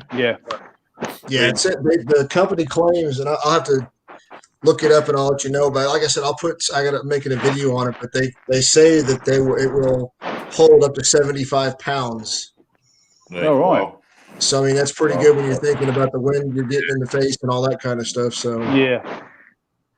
I watched a Blockhead video. I think we get it from last year. It was when I was first starting the moto vlog, and he uses Stena, so it's almost like he's got his Stena on his helmet, and the auxiliary jack he plugs in there, and then records that audio from his Stena. I think if I remember right, is that right? I don't think that's what he was doing, and sitting there going, "Is that what he's doing?" You know? No, I'm just looking at it. Salty and Sprinkles. One of them said, "Can grab it by the arm and swing your helmet with it as a self-defense weapon." Well, in Houston, that's normal. Yeah, You know, I like it. but that was that was what he was doing. He was recording straight off his Senna into his GoPro, I think it was, and I thought, because you could hear the conversation, like slightly hear the conversation with whoever he was. Right. Senna. Yeah. And something that I thought, well, that might be quite good to use, but I mean, I don't really use a Senna at all when, nobody really wants to sit and talk all day riding the bike. So people, that's what you're trying to get on the bike to avoid that all day, so yeah, that's really true.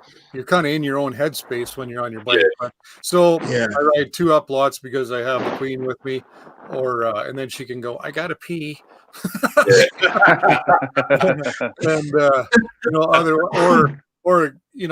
I think mine's not a real high end Senna. It's sort of mid road, and I think it handles 4 different people with. So you can chat with the other guys like, hey, we're gonna turn here or something. But I don't want constant blathering. I totally get what you're saying. Yeah. I mean, I just use mine when I'm riding with my wife, and that's pretty much it. So yeah. So I mean, people have said to me, it's like, they use them during phone calls. I'm like, what phone calls? I don't take phone calls when I'm riding. I won't even play with it.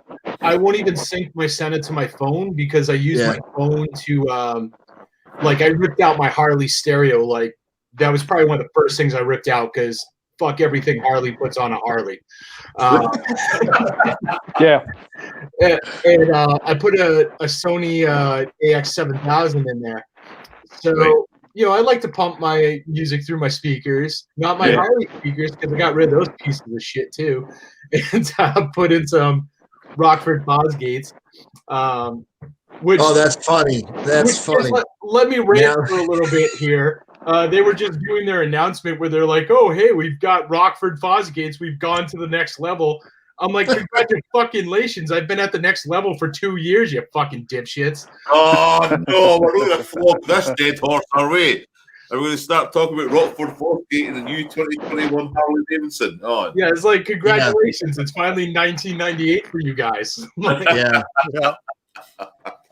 Most people that have gone with Rockford Fosgate, I put them on my last Road Glide, but most people that have those have started contacting Sounds up in New Hampshire, wherever they are. I can't remember where they're located. I think they're in Florida, but anyway. But they moved on to other stuff. Yeah, so great. Now I can get Harley branded Rockfords for twice the price of just Rockford. Isn't that right? So the dealer, I know the owner pretty good here, and he calls me up and he said, "Great guy, this isn't a burn on him at all, but so I have an 07 Classic, and I guess they changed the stereo in the 08 or whatever, and somebody ordered the amp and a set of speakers." Takes up 150 watts or something, and still, but it's Harley branded plug and play. Yeah, $700 his cost he offered to me for it. I mean, it's really cool that he offered to me for cost, but it's like, I know the guys at Vision's really good. I can go there and I could make this stereo pound for 400. So and be legit stereo, not that. I mean, it's like, so I've got the 2018 Road Glide Special, and it came with the Stage 2 speakers and the bigger GTX box. I pulled those speakers out. The magnets on them are like maybe the size of a nickel. The biggest pieces of crap on earth. Like, I couldn't hear anything. And then it was like, well, you can go to the Stage 2, but you have to buy all of our stuff, and then you have to bring it to Harley and have it flashed. And then I'm like, fuck you. I'm just gonna put all my own stuff in here. And I threw in a Sony, I threw in a Rockford Fosgate amp. Rockford makes great speakers, I'm in control of it. Yep. Yeah. But the Rockford Fosgate amps are like, when I took them out and switched them from the old Road Glide I had before, I mean, the magnets alone were twice the size, maybe 3 times the size of the standard Harley boombox or Hogworks speakers. It was ridiculous. Yeah. Plus, those are those stupid 2-amp speakers with the little cap on them, like so that it's not compatible with a different head. You have to change your speakers and your head. So, but you can do it for way less money and have 10 times the stereo system. I mean, even if you're not, mechanically inclined or anything, or you don't do the mechanical part, you can find or whatever. You can find the parts you need, the speakers, amp, all that stuff, and then have somebody install it. Even if you don't know how to do it. I've done it myself, but you can go to some place and you. Shit, the prices that they're charging, just slapping the bar and shield on are crazy. Yeah. Dude, I used to wire all my own stereos and amps and stuff for my cars. And when I went to do the Harley, like I still wanted my controls and all that. There's a company online, fatheadcycles.com. They sell you a full plug and play bundle. They you buy the Sony headstock, and all the wires are all soldered. It's all professionally wrapped. It's everything. You just go in, pull off your fairing, and drop this thing in. It takes like half an hour. Yeah, it's nice. Just like your new vehicles, right? If you want to keep your steering wheel controls for your stereos, there's an adapter unit for that. Yeah, it's pretty simple. Yeah, lots of guys popping that off. It's nice. One of the big things is, we know with speakers and like subwoofers, they all work with airspace, and you think about the airspace that you have in your fairing, like in a street glide, you're only working with about that. It's not like you're going to increase the performance of your like speakers tenfold or anything. You know what I mean? It's you're only a tuned ear is going to notice the difference. That's just your mid and top range. You got to use it. You got to turn your saddlebags into sound. Yeah.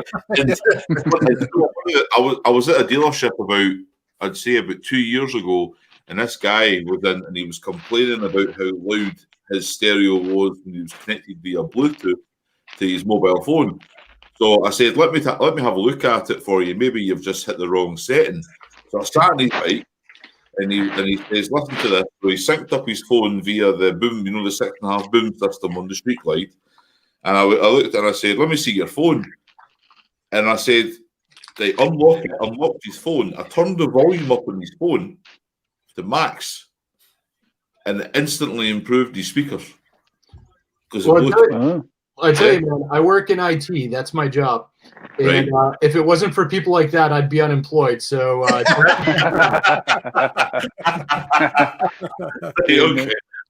So whenever somebody pairs their speakers or stereo with a Bluetooth from their phone, the first thing I ask them is did you turn the volume up on your phone all the way? Because and did you know that there's another setting in the new iPhones that you go in and turn on that kicks up the volume even louder? Yeah. Well, there's your first problem. Well, see, there's your first problem with an iPhone. Yeah, I was going to say, I've never noticed that because I have self-esteem, so I don't buy Apple. You don't buy Apple, you don't like your Harley Davidson, but you probably have an iPhone and you ride a Harley. I don't have my iPhone. Here's my Galaxy Note S20. Sorry about your luck. Man, Android. Yeah. Oh, yeah. Everything, but I've never. I harbor no illusions about like my Harley. I mean, like, watch any of my videos. I spend most of my time just shitting on Harley. What bike have you got? What's that? He's got a Harley. What bike have you got? You got a Harley, haven't you? I got a Road Glide Special. But right, okay, yeah. He's got so much damn money on it. I've earned the right to shit all over Harley for sucking balls. You should check it out. He's got some pretty badass red handlebars he put on there, almost like they're like a T-bar that comes in like this and goes up and comes out. They're pretty solid looking. That's the thing. I wanted that sort of T-bar feel because I know you get more control with it. But I didn't want to be, and I guess if you own T-bars, cover your ears for about 10 seconds. I didn't want to be the fucking, like, I don't know, the T-bar douchebag that everyone else is. Like, everyone just goes out and buys T-bars now because that's the trend. It's like blackout stuff, the trend. And I was like, I'm good, man. Like, first, I don't want to be drilling holes and like repositioning stuff and moving shit around. And like, I just want handlebars and I just want to go.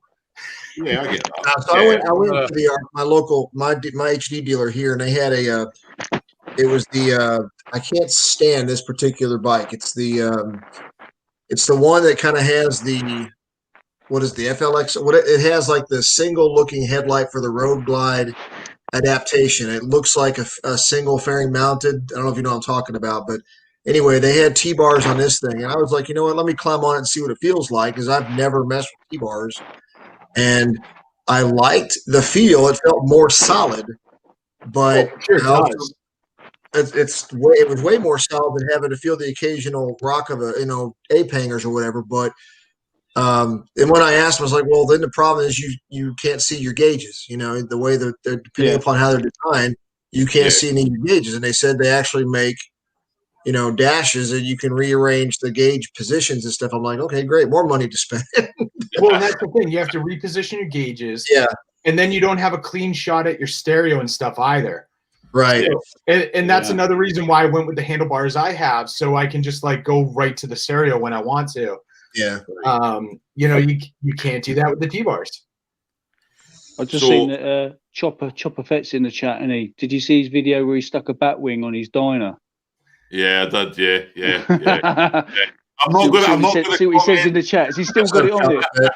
Has he still got it fitted? I thought I'd switch fire onto him. Is he going to join in? I've asked him if he wants to join in, but we'll see. Yeah, get him on here. See, I've mentioned it before. Like, I can never ride a bike with a bat wing on it. Took it off. Only because I've seen the movie Waiting, and that just idea of what a bat wing is comes in my head every single time. Right. Okay. Yeah. Right. Okay. Yeah. Right. I used to have an 08 Yamaha Roadstar, and I put a fairing on it, saddlebags and everything, and riding. I rode that to Sturgis, and then and back and all that, and and then I had a Victory Cross Country Tour with a fairing also. I rode that from DC to Sturgis. Right. So when I got a Road Glide, and you get the difference of the feel, I always tell people, once you go Road Glide, and you get the feel of that frame mounted fairing, you don't usually go back. You might get a bar bike or something for in town riding, but everybody I've ever talked to that has a Road Glide, they love that missing buffeting they don't get. Yeah, I get that. Yeah, like when I ride my Street Glide, it feels like a parachute. Like obviously, like mine are up here, so like that's a good analogy. I'm telling you, like, have you watched? But you're not hitting the ground at 20 miles an hour. Yeah, that's true. Have you watched the movie Waiting? No, I haven't seen that. No. So go ahead and watch Waiting, and then like the next day you're gonna trade in that Street Glide. I'll put money on it. No. Yeah. I mean, I bought a used Road Glide. It was a Road Glide CVO. I happened to buy it 2 years old, so I got fortunate. Yeah. My wife, she wants to buy. Oh, she's interested in buying a Road Glide now, but the biggest her bike now is the Softail Slim S, and I'm not sure how she's going to like the difference in the dynamics of the size of these touring bikes. We know ourselves they're bigger bikes anyway. Yeah. So we'll see how she enjoys the test ride if we ever get a chance to with lockdown. Yeah. I had mentioned that to her, and honestly, like, if she does want a Road Glide, she should really just go for an 18 or a 19. Like, don't get a 20, don't get a 21. But the thing is, it's like it's like she's riding bikes for years, but she really likes the color schemes of the 2021, and that's the thing. I understand what you're saying, but she likes those attributes, and that's what's made her go, ooh, I like this bike, So she is Harley's target audience. Well, yeah. They're like, we didn't do shit to this bike, but check out the paint job. I was watching a guy named, I don't know if y'all have seen him, named Traveling Tall. Yep. He did a video last night or night before last, something like that, where he talked about staying within the decade. He was saying, here's what he would recommend as far as which bike would be the better one to get. I don't know if anybody saw that, but he was one of the key points. He said the 19 Road Glide and Street Glides specials were the year to stick on, because They upgraded the engine. They went to the M8. They stayed with the vent in the front, and they also kept the heel shifter. So that's another key factor as well. The hard part about Road Glides, a lot of people that I hear about say just they have a hard time getting past that non-moving headlight. Aside from that, oh, see, I love that non-moving headlight. I do too. I'm swapping it soon. I already got my new headlight. I'm going to be dropping in. What'd you get? I got an electric light shark tooth. I've got videos for it coming soon. Good plug. And funny you should mention the speaker space, because I've got a video coming soon about Dynamat inside the fairing. Oh my God. His face. It's not religion, bro. Religion. Blowing I'm his mind, didn't it? That way. I'm changing the whole front end. So like the headlights being changed, the directionals are being changed. I'm lowering the fairing 2 inches. I'm putting Dynamat inside the fairing to see if it helps with the speaker sound even more. Right. And then I've got some other stuff on the bike that's getting changed. But for the time being, those are the projects that I'm going to be diving into, and probably in the next weekend or two while it's cold as fuck and I don't want to ride around. Yeah. Speaking of heel shifters, that's the first thing I took off mine. I hate it. I can't now. I can't do that. No. I rode metrics. I started off racing motocross for like 8 years, and then rode metrics for 7 or 8 more years after that on the street. And I mean, just heel shifters counterintuitive to me because I've been not using one for so long. I left it on for probably the first, month or so.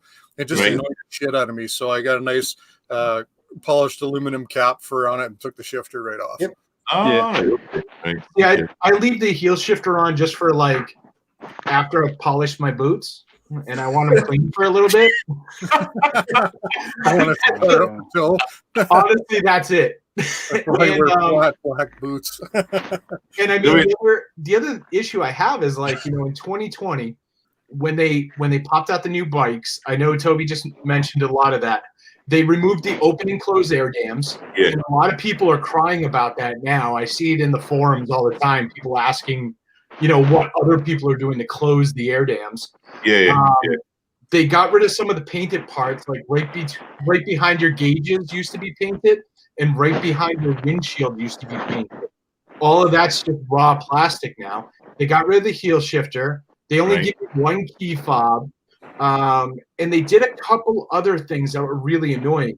And I tried to watch a Matt Laidlaw video on this, and I used to watch Matt Laidlaw a lot, but then I realized that like Harley literally could just take a dump, slap an engine and a couple wheels on it, and Matt Laidlaw would sell the shit out of it. Why do you own a Harley?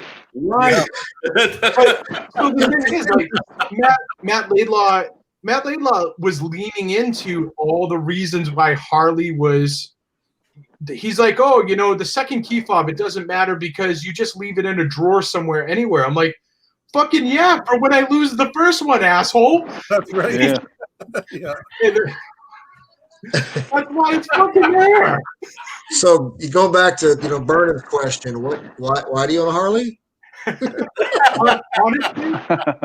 Honestly, because the way the Road Glide looks. That is it. Right, okay. Hey, you can't beat a shark look. So I learned on a Honda. I rode a Kawasaki Ninja for like 10 years. I was going to go to a Victory, and then Victory folded, and I was like, well, I don't want to be without a fucking bike. I mean, if Victory didn't fold, I would be on a Victory Vegas 8-ball right now. Dude, I told you, I had a cross-country tour, right? We lived in D.C. We lived in Bristol area. It's around Manassas, Gainesville area. The nearest Victory dealer certified place was 50 miles away in White Plains, Maryland. So I had to go there every time I was doing service because I was not a mechanically inclined person. Still, I'm not. I'm dangerous enough to break my bike. But since then, I sold it before we went to Italy. We bought a Victory Vegas there, and I rode that around to keep proficiency going. And then came back here, and before we left there, we got the article about how Polaris was bailing on Victory and all this, and it was funny because I bought it was a 12 cross country tour. My wife and I rode that to Sturgis, and we got in on the Arlie Emery's whole ride and all that kind of stuff with Victory. And then they told us in the Victory owners meeting thing, hey, we got the rights and bought the titles and everything or whatever, the patents for Indian. And I was like, well, that's cool. And I'm thinking, oh boy, here we go. I mean, I don't know if anybody's seen Days of Thunder with Tom Cruise back in the 80s, but what Robert Duvall tells the dude there, he's like, when he tells Quaid, the owner of the two cars, he's like, you got two roosters in the hen house or foxes in the hen house, and that ain't going to work. It's like, as soon as, they bailed on Victory, I was like, you know what? I'm never going to touch Indian. It's not that I don't think Indian's not a cool looking bike, but that is the reason why. Because as long as Indian does not own itself, Harley owns itself, Yamaha owns itself, Kawasaki owns itself. All those own themselves. As long as it's a third party ownership, if the profits aren't good, sometimes that's a positive, I think. But I hear what you're saying, and I feel that, because of what happened. Yeah. But, if I could just offer Georgie one piece of advice, if you're going to do that and you're worried about your chrome or your aluminum, what is the most extreme thing? Aircraft. Just go to the airport, ask them where they get their polish, and get aircraft aluminum polish. That will stand up to anything. If you live on the California coast and you're getting sea spray, that's the answer right there, is aircraft polish. Yeah. I covered my bike in there. Was it ACF 50? What the US Navy used put on their aircraft. Yeah, that's pretty good stuff. We got up at ACF 50 on my bike and on my car. What I do is I go underneath the car and I'll look at all the all the exposed parts, and I know that here in Scotland with the salt that we put down, I'll say, right, I know that's going to be exposed, so I'll cover that in ACF 50. I'll put ACF 50 on there. The only problem is when you get ACF 50 on the hot parts of your car or on your motorbike, it burns off. What you can smell is ACF 50 coming from the vents of the car, and then obviously you're riding your motorbike and you're going, what can I smell? You see the steam coming off, and it's the water. So, get some funny looks. So Vernon, you like to make big bike horsepower, and I haven't done that yet. So I just have an audio clip for you for what I build. Right, okay. If it plays. Come on, don't be that late. There we go. Oh, dear. That's my street car. That's got a nice big camshaft in there. I built a 408 cubic Desire. It's a 408 stroker with FAST fuel injection, pushes 588 on the pump. Oh, don't. It started the night. You're teasing me. Stop that. My duster pulls its front wheels off the ground on the street. I bet it does. If it wasn't for our fuel costs, I'd have something like that in my driveway, no problem, but not. The funny part is it gets about 4 miles to the gallon. I was going to say that, yeah. There's enough gas in the car to get you to the gas station. Yeah, I literally go to the gas station. I have to run the 94 in it, and I can get about 11 miles to the mall where everybody parks on Wednesday nights for the cruise, and I can go about maybe 20 minutes on the cruise, and I can just get back home. You got to do like the Mad Max Ford Falcon and just put like two 50-gallon barrels in the trunk that are with gas. Yeah. Brilliant. Honestly, I think it works out to be, if we work out per gallon, we're UK, we're about £7.40 for a gallon here, which is When I stopped, it was one. Mine was in litres when I stopped. It said 121 a litre, so whatever that is in gallons. We're 98.9 a litre right now, but we were $1.40. I was going to say, Toby and I are American, so we have no idea what you're talking about right now. You guys got to step up with the rest of the world. That's what you got to do. Per gallon, we're probably looking at US about $5. Just whatever Gosh, whatever it is, for a U.S. gallon, multiply it by 3.78. Yeah, that's right. Yeah, Canadian gallons are bigger. We're 4.54. Yeah. so it's so as you can imagine, like we're owning like a nice big V8 over here in the UK. Sounds absolutely fantastic, but I would be bankrupt by the time that I got to the local cruise night like yourself. I would literally be in debt up to my eyeball. Yeah. So no, that's great. I mean, we run. I run 97 or 90. What's the BP stuff? British Petroleum, is it 99?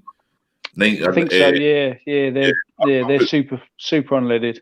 Super unleaded. So I run 99 raw in my street glide, and that's just because of what I got done with the engine. Like with Did you say 99? 99. You can get that on the street there. Yeah. Well, yeah. 94 is the highest we can get here. Yeah. Yeah. 85. In the States, I don't know how it works in other countries. It is illegal to do this, but it's very easy to do it. And I especially used to do it with my Ninja all the time. If you go into any of the small local airports, you can get 100 octane low lead aircraft fuel. Right. As long as your bike doesn't have a catalytic converter in it, you can run that with your bike. Airports can't sell it to you in Canada. You have to have a license and an aircraft to buy aircraft fuel up here now. So you just have to show up drunk with a tank and say that you have like a small like aircraft at your house. No, you have to provide the reg number. But if you know the guys at the airport, they buy maintenance fuel. Yep. Yeah. So when we go to the drag strip, if we're not running our alcohol car, we just take out a couple 45-gallon drums and they buy maintenance fuel and sell it to us.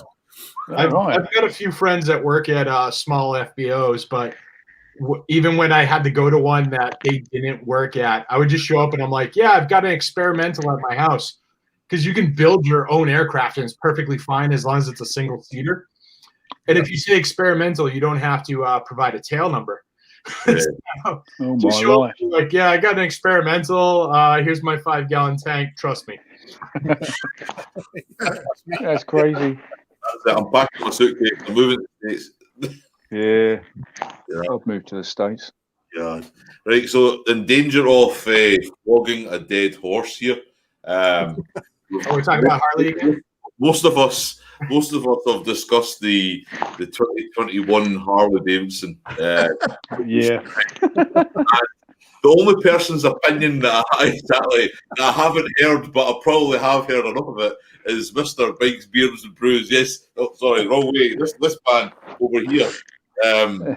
Right. Apart from the fact that you hate everything with a ball and shield attached to it, what is your opinion of the bike? So there's a couple things. Like, I do like some of the paint jobs. I'm not going to lie about that. Yeah. I watched the whole dealer thing, and like I was just annoyed because I mean the dealer announcement was what, an hour long, and like 90% of the dealer announcement was check out these fucking paint colors, because literally they brought nothing else to the party. And I was in a chat. I was in another chat where somebody brought up like, "Hey, Harley can't redo all their bikes every year," and I'm like, "That's fine. Don't have a fucking dealer announcement every year." Like, you know, if you're bringing nothing to the party, don't throw a party.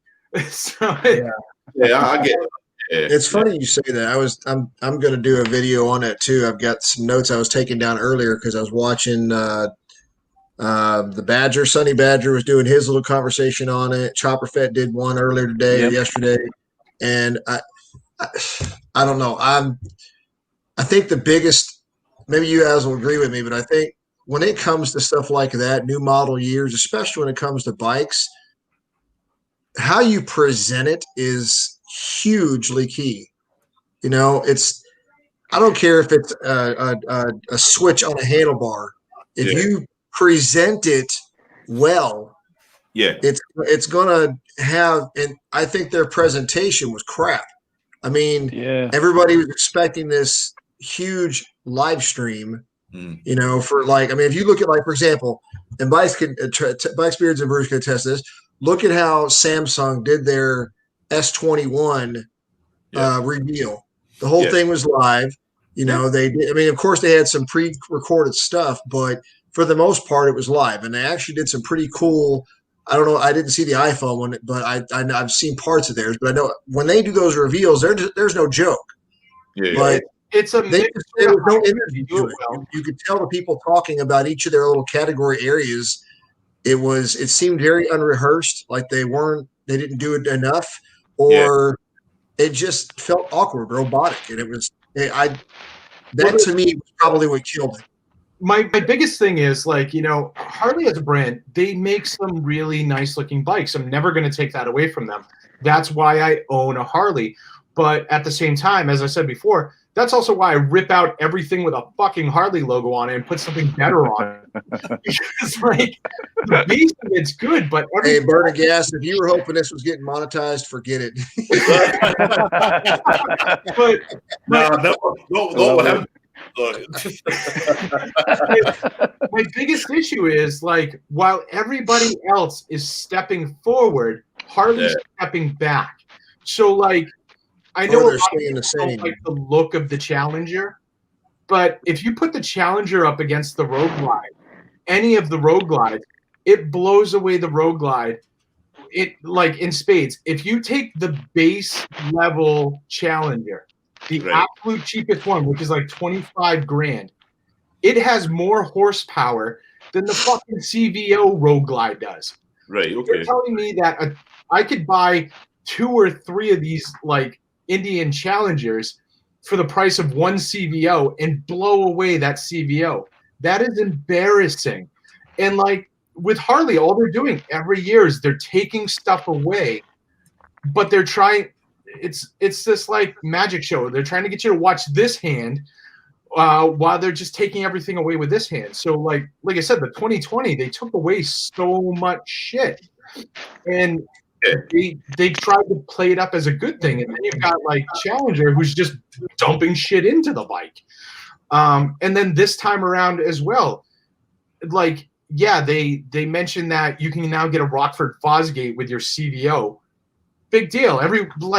Most people who want a Rockford Fosgate have it already. The one thing they really did is they didn't change the engine sizes. They didn't do anything for the engines except change the ECM so you can't use an aftermarket tuner anymore. There is no... not anymore.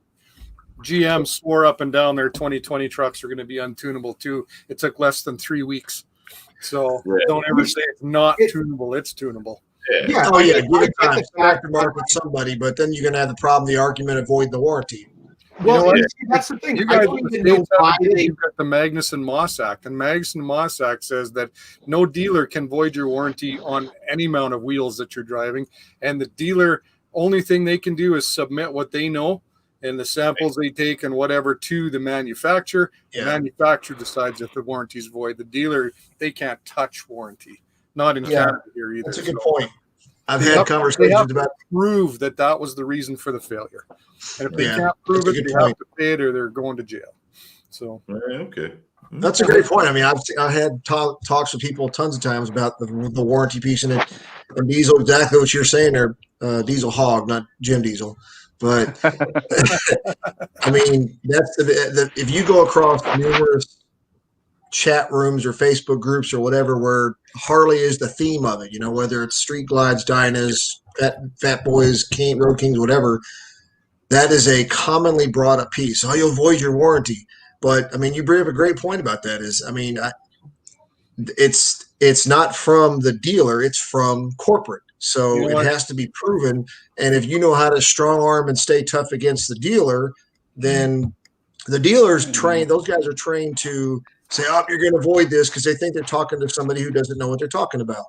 That's what they bank on. The only word you say is, okay, well, my next dealer here for me is from my lawyer. And then they'll go, oh, wait, because they know they can't do that. But, it's the same as like AMSOIL. I mean, I've been a NHRA Division 6 crew chief and Super Pro for 19 years. And people that, AMSOIL will wreck your engine, AMSOIL will wreck your warranty. You know what? There isn't a better lubricant on the planet. And those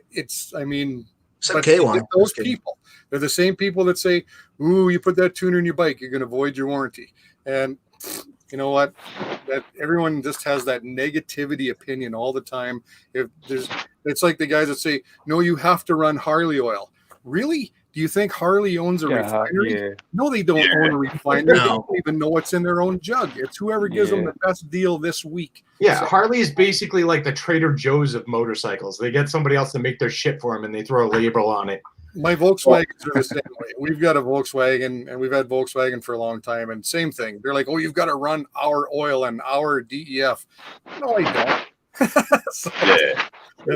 It's the way it's explained here in the UK, and Jim will explain as well. Is it's as long as it's a VAT approved dealership or a garage that works on your bike, and their parts are approved. Nobody cares what the badge is on the side of the air filter or the oil filter. It's just got to be carried out by an approved dealership. That's all, you know. So with Harley dealerships here, a lot of it's just, you know, they're trying to get you to lock in and keep coming back to them, buying the parts from them, doing the markups from them. I mean, like when I bought my bike, they were like, oh, do you want to buy like priority service or whatever? Which is basically like if I needed a tune-up, if I need an oil change, if I need something repaired, I get to come to the front of the line. Yeah. And I looked at the sales guy. I'm like, you offer this to literally every single person who sits in this office and tries to buy a fucking bike from you. So if I need something fixed on my bike and there's 20 other people like in front of me that also bought into this dumbass service, I'm still 20th in line. Like there's no reason for me to buy this from you. Bro, so that leads us on to maybe something else then. So when you buy a brand new Harley, I haven't bought a brand new Harley in a few years now. Do you take your brand new Harley Davidson into Harley Davidson or any bike? Let's like Ducati, Yamaha, anybody. Let's not solely focus on Harley Davidson. Anybody, do you take your bike back to the dealer for its services afterwards, or do you just get it serviced anywhere? No, I have it serviced at my shop that is a Harley certified repair shop. Right. Okay. Right. So simple. Don't let anybody touch my cars, trucks, or bikes. If it's a warranty thing, it goes in there. But I've never owned a new Harley, so I don't know about that. Yeah. But I work on my own bike. Everybody knows that. But that's another way they try and void your warranty. Like say if you don't go in for your 5,000 mile or something, and the engine seizes up because it's a Harley, so the engine will seize up. If you didn't go to a Harley dealer or a Harley certified mechanic, they can sit there and say, well, you didn't do your 5,000, you didn't do your 10,000. So but you know what? No, I talked to you. A really, really good point. And the point of that is you are not going to seize your engine at 5,000. Like that's all these You've never ridden a Harley. Said, and you know what it is? It's they need to find that way to make their point. I don't care if you go get an oil can you found in your great grandpa's garage from 1963 and pour it in there. Your engine won't seize. It'll sludge up and shit. I mean, oil's a long way, but it doesn't matter if you put in anybody's oil. If you're putting in the spec oil that's supposed to be in there, your engine's not going to seize. And if it does, it's not going to be because it wasn't done. And if you're going to do it yourself, all you have to do is keep a log. That's why they have that notes thing in the back of your little. You keep a log. This date and this many miles, I did the oil change, and the oil filter, and you write down the part numbers and what oil you used. And in the court, that's legal, and the dealers know that too. So no dealer can void your warranty. And if you have a record of maintenance, whether you do it yourself or not, then you've got them beat, and they will blow the engine. But you don't pile up from oil or whatever nowadays. They pile up because they've, like you said, it's Harley. Well, it's a parts failure. You know, not gonna lie. I mean, for me too, it's like I like supporting my small local business, and also for me, it's like I said, I do IT and stuff. So for us, we basically learned that having a fresh set of eyes on stuff definitely makes things better, helps you out. You see stuff you might have missed. So I'm all for bringing my bike to the shop because I'm not a super motorcycle mechanic. I can do the stuff I need to do, but a fresh set of eyes, a professional set of eyes, in a dealership that I know isn't going to screw me over. I'm totally good with that. And just a side note, I know Salty and Sprinkles has mentioned how great the Indian dealerships are. One of the reasons I don't buy Indian is because actually I did that video, the dealership nightmares thing. Another shameless self plug. They own dealerships around me. And I would never give them business again because they are just the most horrible. So, I mean, I would have to drive an hour to get my bike serviced. Yeah, I mean, I've talked to, so there's one, the closest Indian dealer to me is up in Clarksville, Indiana, which is about 50 miles north of me. And I talked to them, and when Indian was first coming out with their showrooms and all this kind of stuff and getting their models out there early on, was it 16 or 17, something like that, 18? And all this kind of stuff. And even I knew people that were owners of, like, they had Yamaha, Kawasaki, whatever, and they had a floor space that had been originally designated for Victory, that they cleared out once Victory got dropped. And then when they tried to work with Polaris to get Indian in their showroom, a lot of them complained because Polaris wanted a higher percentage of monetary. There was a lot of crap going on where they wanted more floor space. The dealerships had to have X, Y, and Z. The requirements for them were more stringent than they were for Victory. And a lot of them weren't happy about it. Now, to go with what Mike's Beards and Brews says, to what Salty said, that's one of the reasons why I want. I mean, Indian's been around for a couple of years now, but Polaris, who owns Indian, has been around for decades and owned Victory. So my thought process has always been, okay, you've been around long enough. Why don't you have more dealerships? Why don't you have more certified locations so that people can get their bikes to, so that we're not driving or riding? I mean, don't get me wrong. Everybody loves a good ride. But what I don't like is taking a ride to a place that's an hour and a half, 2 hours away and sitting on my ass all day while that bike is being driven. Yeah, I get that. Okay. So Anonymous Biker was saying that his dealership there for his Indian was outstanding. I'm sure they're great places. Somewhere else was really good too. So, but I'm not basing my next move to a new house on an Indian dealership location. Nope. Yeah, I mean, I have no doubt that there's good Indian dealerships, and I've openly said many times that Indian does make some good bikes.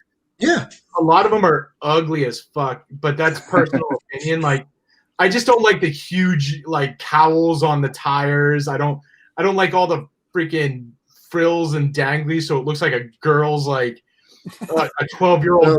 I mean, that's classic Indian, though. I mean, that's what made Indian so popular. Yeah.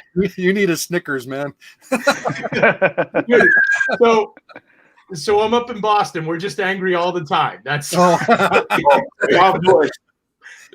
we're just 24 hours angry. What's your lineage? Huh? What is your heritage? Irish, Scottish, and Polish. So I'm a drunk, dress-wearing idiot. No. No. Oh, thank you. I'm not excited.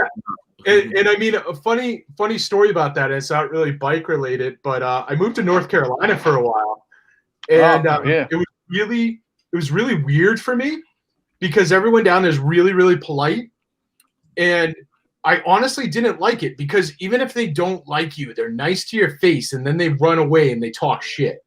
And up in Boston, you don't have to worry about that. If someone doesn't like you, they're just like, "Hey, you're a fucking douche."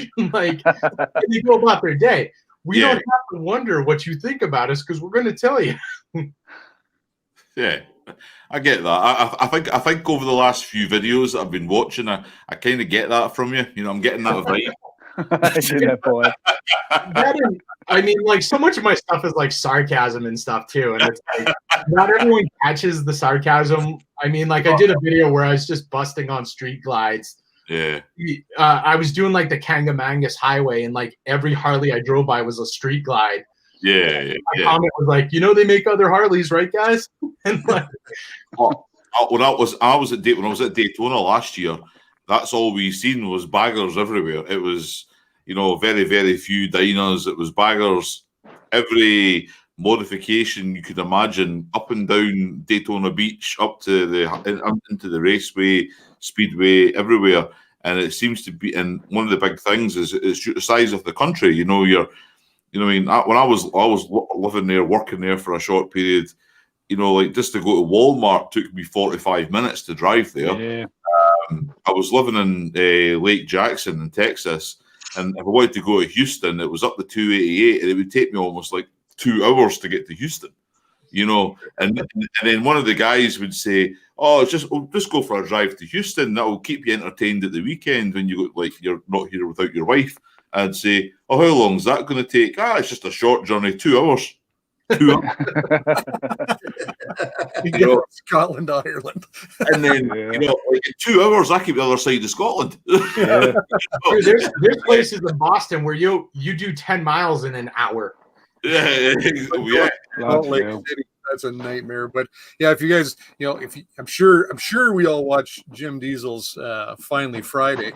I was thinking, I was watching it this morning, and I was like, yeah, it's cold and shitty and rainy. I thought, it'd be nice to be on my bagger following Jim around there in the UK. And then I thought, if you can't do 0 to 60 in 2.1, you can't get merged into traffic over there. So it's a bagger country, and the roads are this wide. So nope. Yeah.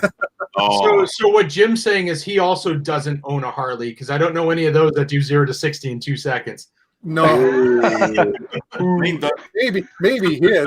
Did it have a sail on it? A giant fan? Yes, it does. It's a secret. Yeah, that's not really bagger country, is it, Jim? Oh, it's not bagger. Nah, yeah, anything like that, or an electric glide, isn't it? Yeah, it comes to filtering, the roads are not big enough, mate. No. Our parking shoulders are bigger than your roads. You're sure. I drove through Atlanta. What was it? 2 years ago, and it's like 6 lanes either side. Yeah, like, lanes. Which one? And that's like when we went through Salt Lake City. Man, that scared me to death. I didn't mind Phoenix and stuff, going through Phoenix. It's the same thing. It's big and it's moving, but for some reason, Salt Lake, you go through there and that there's shit on the sides of the road everywhere. And on the inside lane by the Hob lane, there's like a washer and dryer lane there that was there last year when I went through there. So it's like, and they drive like, they just cut you off. I don't like going through there at all. Up in New England, we have a lot of the super narrow roads where maybe only a car can fit down it, and yet it's 2-way and parking on both sides. I don't know how that works out.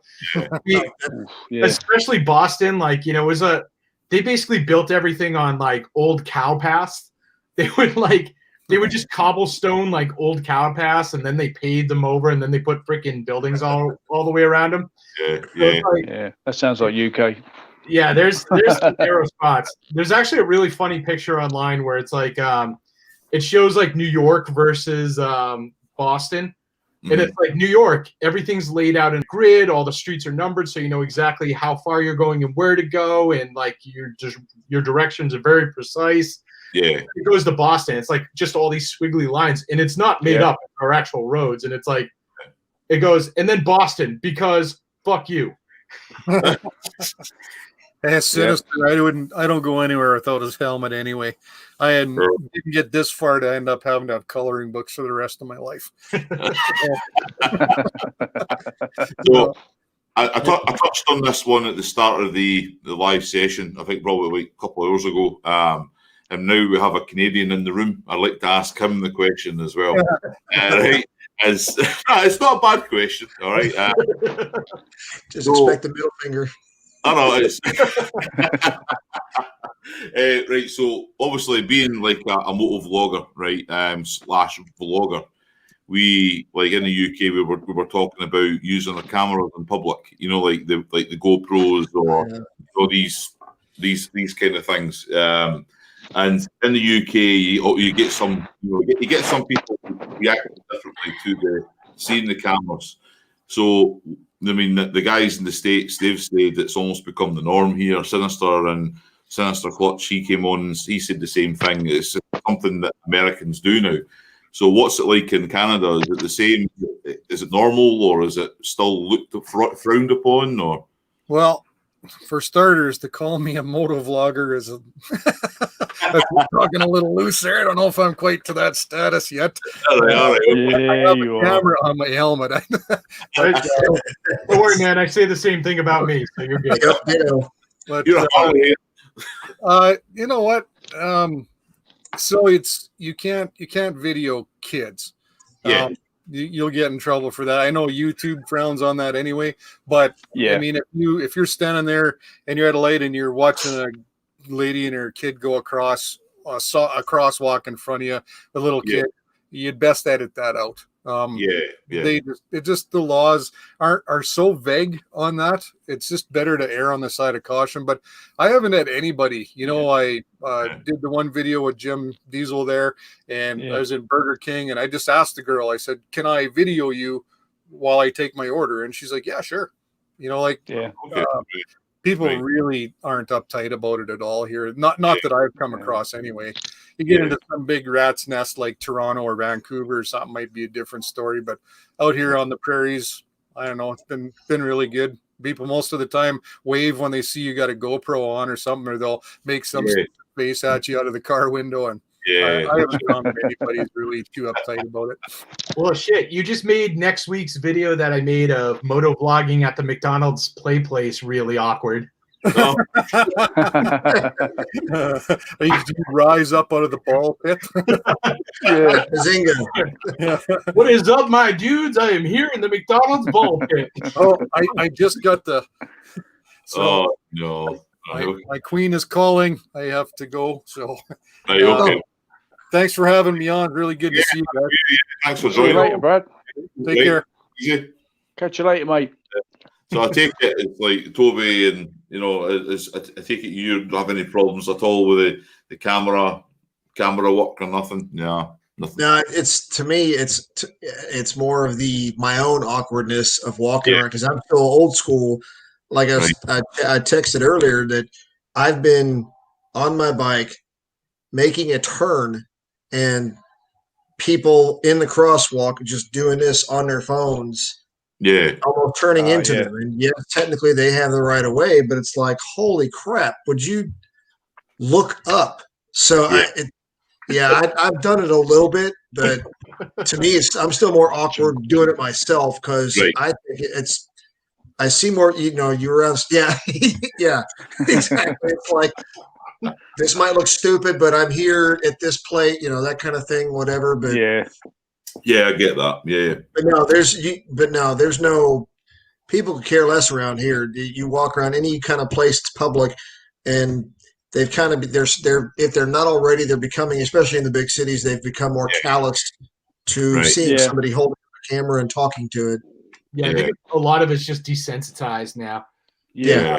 I'm definitely in the same boat as you, where it's like most of it is like it's in my head, where I'm just like, especially when I first started, and it had like 5 people following me. I'm like, dude, I'm sitting here talking to a camera for like 3 of those 5 people that might be watching this, and the first time I jumped on my bike with my camera, I'm sitting here, I hit start, record, and all of a sudden I'm riding, and I'm like, what the fuck do I say now?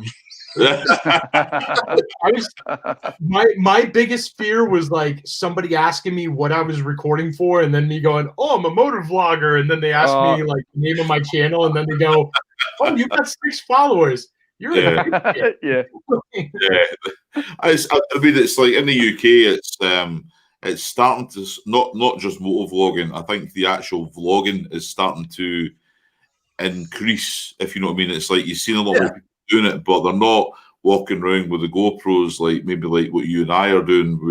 They're using like their mobile phones, like their iPhone, Android. And I think it might make people, it might make people feel a bit more secure just using their phone than using a GoPro, because a GoPro brings more attention, doesn't it? Whereas norm now is for everybody to be doing this with their mobile phone. So I definitely say it's starting to become more of the norm here in the UK. I think it's more people, and I'm going to say this, like, maybe some people might agree with me or disagree with people who are watching just now as well, is that years ago when I was in school, and I mean, like, it was, what do you want to do when you leave school? It was, I'm going to become an engineer, or I'm going to like join the military, or I'm going to, do that, all these things. Now everybody talks about, I'm going to become a YouTube star, or or I'm going to become, like a YouTube, like vlogger or something. Yeah. My daughter says that. Yeah, and to be honest with you, the people that are making careers out of this are multi-millionaires. So one of the ones my daughter watches, and I cannot for the life of me remember the name of it, but so you know how, I don't know if you all have ever watched TubeBuddy. Yeah. But you know how they say, and even YouTube says it during their hey, you're going to start a YouTube channel. You know how they say you should on your dashboard or whatever on your banner, you should say when you're going to put out videos and kind of keep a consistent practice with that and all that. Yeah. And I'm like, good luck with that for me right now. I'm trying to get one out when I can. Yeah. But so my daughter, this one she watches, this girl has 2 YouTube channels. One of them has like 8 million subscribers. Yeah. The other one has like 2.5 to 3 million subscribers. And she puts it, and I said, well, okay, how often does she publish new videos? She said every damn day on both channels. Yeah. Wow. And I told her, I can't even imagine the crew that she must have to do that every day. There's a few motovloggers, well, not motovloggers, just vloggers that I watch from time to time where they put out daily videos, and they've said straight out, like 9 times out of 10, they'll just record all the raw video, and then they send it out to somebody. They send it out, somebody edits it and uploads it for them, so they don't have to take care of it. But they've also got guys who, they have a full team following them around. Yeah. What's like Law Abiding Biker? He's got a whole crew. Yeah, and what's the other dude who's got the campground? It's Adam Sandoval. Yeah, he's got a whole crew following him. Like, and I see that they try and make it look like they don't have the crew, but every now and then you catch them in like a frame, or you see the truck pull up behind the motorcycle. Oh no! And I mean, it's. I guess it depends on what level you want to like really go for. For me, I know that I'm probably a limited audience sort of guy, so I slowly invest in like stuff, and I also don't like I see some of you guys like you have like the nicer cameras and stuff. Honestly, I use a GoPro, and I use a media mod on my GoPro even when I'm walking around. Yeah. There you go. Yeah. Yeah, I see the people that are like, from this or my GoPros. That's it. I don't have. Yeah. I see the people that like they'll throw like they bolt like 6 fucking GoPros on their bike and their helmet. And they got like 40 different angles. Then they get off the damn bike and they pull out like a Canon with a boom mic and and I'm like, dude, this shit's too expensive for me right now. And it's like, and I'm not, you know what? I'm not knocking you, dude. Hey, you got it. That's cool. Exactly. Like it works for you. You're doing it. That's cool. But I'm like, holy shit, you are way more committed than me, man. Like, I'm happy I fucking stitched together a video where I don't sound like a raving fucking lunatic. And it's like, and I get them out consistently, like once a week. Yeah. So one of the things I do, and I think maybe we're all the same, is if I'm going to do something, I don't want to do it half-assed. Exactly. It's like it should be, I mean, I don't think for 1 second I'm going to be a YouTube superstar, right, or income or nothing. But the way I look at it is, well, if I'm going to give it a try to see how it goes, then I'd like to put as much effort into it as I possibly can to say, well, I gave it a good try. Well, I was enjoying it, Here's a professional right for me. Yeah, I try and work with my means. That's good.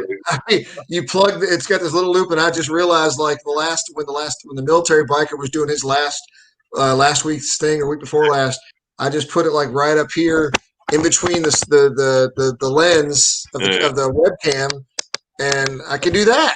And I'm like, holy crap, I could use it for that. Oh, I just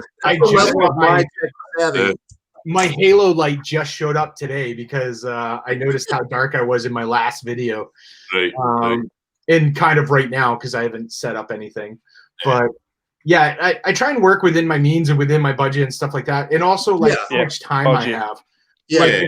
I see everyone using like Adobe Premiere to edit and all this shit. I'm like, I don't have time to figure out Adobe Premiere. I'm using like the free fucking like MacBook editing app on. Yeah, whatever works for you, isn't it? You know what I mean? And if it was working, then what's the problem? You know, it's a case of if it is working right now, and if you want to improve it for your own benefit, then upgrade. If you don't, just leave it alone. You know. Well, that I figured. You know, if as I grow, which hopefully I'll continue to grow. It's you know, kind of move forward as that 100% salty and sprinkles. Yeah. And that's the thing right there, like what Sprinkles is saying, like, you know, I definitely do it for fun and a creative outlet. I mean, and that's actually, I won't call out any YouTubers. There are some that I follow that I feel put out some really good content, but at the same time, some of their videos kind of turn me off because I feel like they're purposely pandering to get as many people to subscribe as possible. Right. Okay. And like using clickbait, like I wouldn't be ribbing on like street glides and stuff like that. The other day I posted a comment on the snake bite venom paint job. I love it. Before you say anything. I'm trying to say that's like the only paint job out of all of that I actually kind of want to see in person. So did you see my comment on IG about that? Where I feel like to get that bike, you have to throw on some of those sequins deflection jeans, a tap-up T-shirt, and then you have to coat yourself in Axe body spray and then head into the dealership. And tell them straight up that you're not buying the fucking bike unless the radio only plays Five Finger Death Punch and Nickelback. The Death Punch, thank you very much. But and again, obviously, honestly, I mean, I just took a shot at a very large part of the Harley audience, be it tongue in cheek, and it's all it's all a joke to me.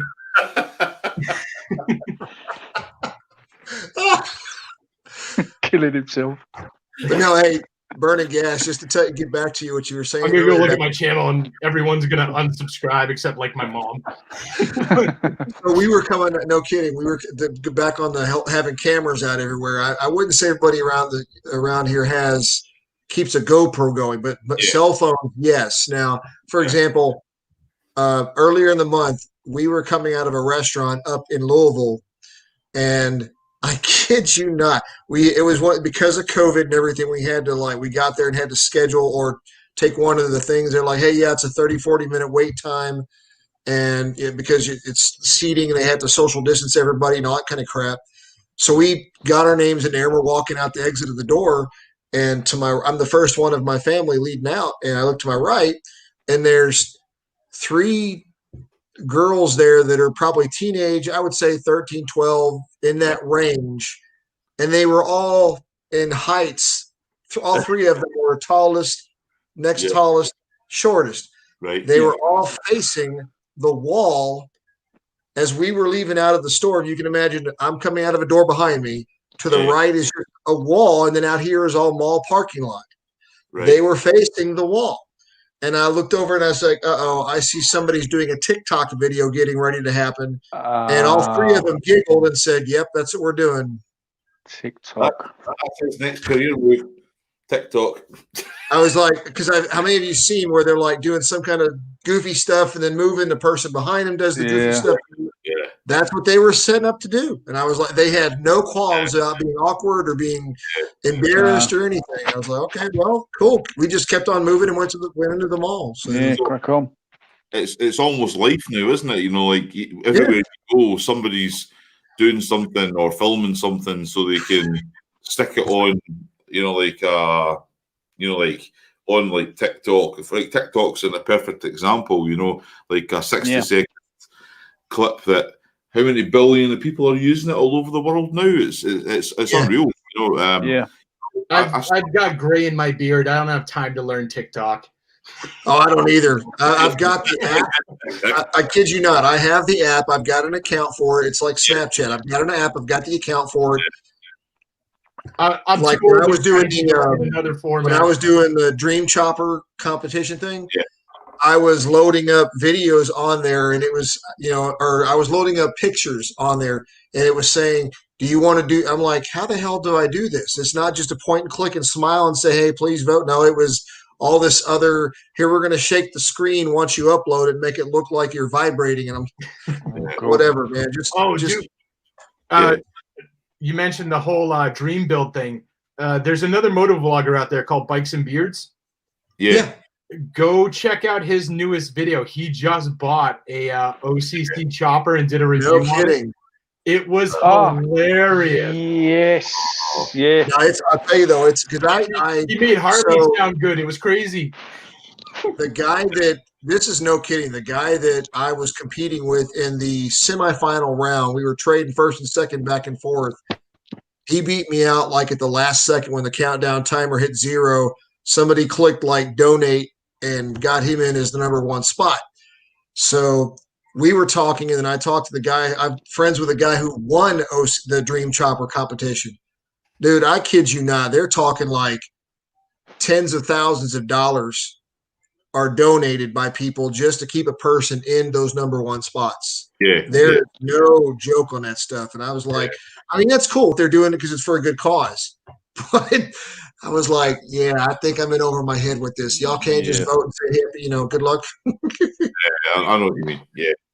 I think, it's like you've got that Bikes and Beards channel, right? And it's a good channel. I've been following it for a short time, probably from last year. But when you've got it's his own business, isn't it? He's actually got like a motorcycle deal. I was going to say, I was subbed to his original channel, SK Motorcycles or whatever it was, because he was always get the bike in, wouldn't he? And he'd take it out for a test ride. Yeah, he's really knowledgeable, isn't he? Yeah, he's got his own business. Yeah. Yeah, the last year or so, he's starting to have more fun with the videos. It's less reviews and more screwing around. Yeah, I've watched it before. Okay, what are you talking about? Yeah, and he puts out some fun videos. But yeah, he just recently bought.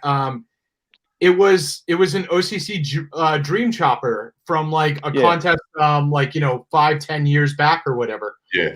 And he bought it off that dude, and like he just took the whole thing up. He went and put it on a dyno. It had a stock Evo, like Burning Gas just mentioned that. It had like 60 horsepower on the fucking thing. It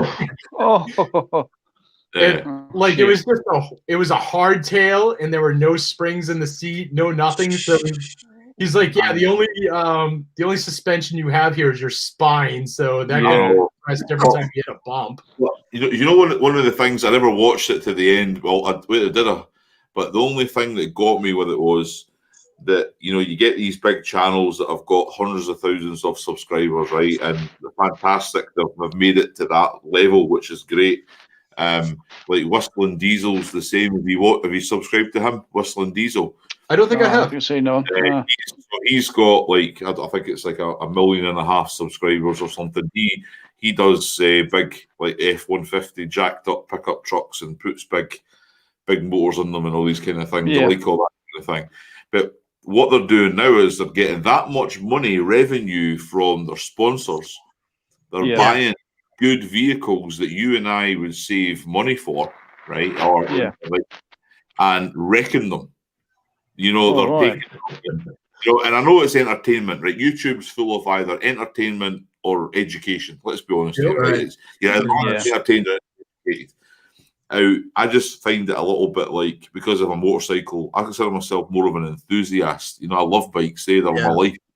Yeah. And when somebody takes a perfectly good OCC chopper, like, say what you like about it, when somebody takes one of these bikes and then takes like a big circular saw and goes, I don't like this bit, and you know, I think to myself, that bike was worth $80,000. Do you know what I mean?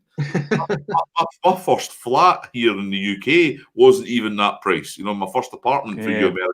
You know, it wasn't that, and you think to yourself, wow, you've just like completely wrecked a perfectly good bike that somebody would probably give a kidney for. You know, and I hate seeing things get destroyed, even the stuff I like. I mean, even on the Bikes and Beards channel, like they'll buy the most expensive dirt bike that you can get on Amazon.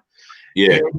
And they really take it through the rigors. And I'm like, all right, that's cool. But then they actually purposely destroy it. And I'm like, oh, dude, like, somebody would have rode that. Come on. Yeah.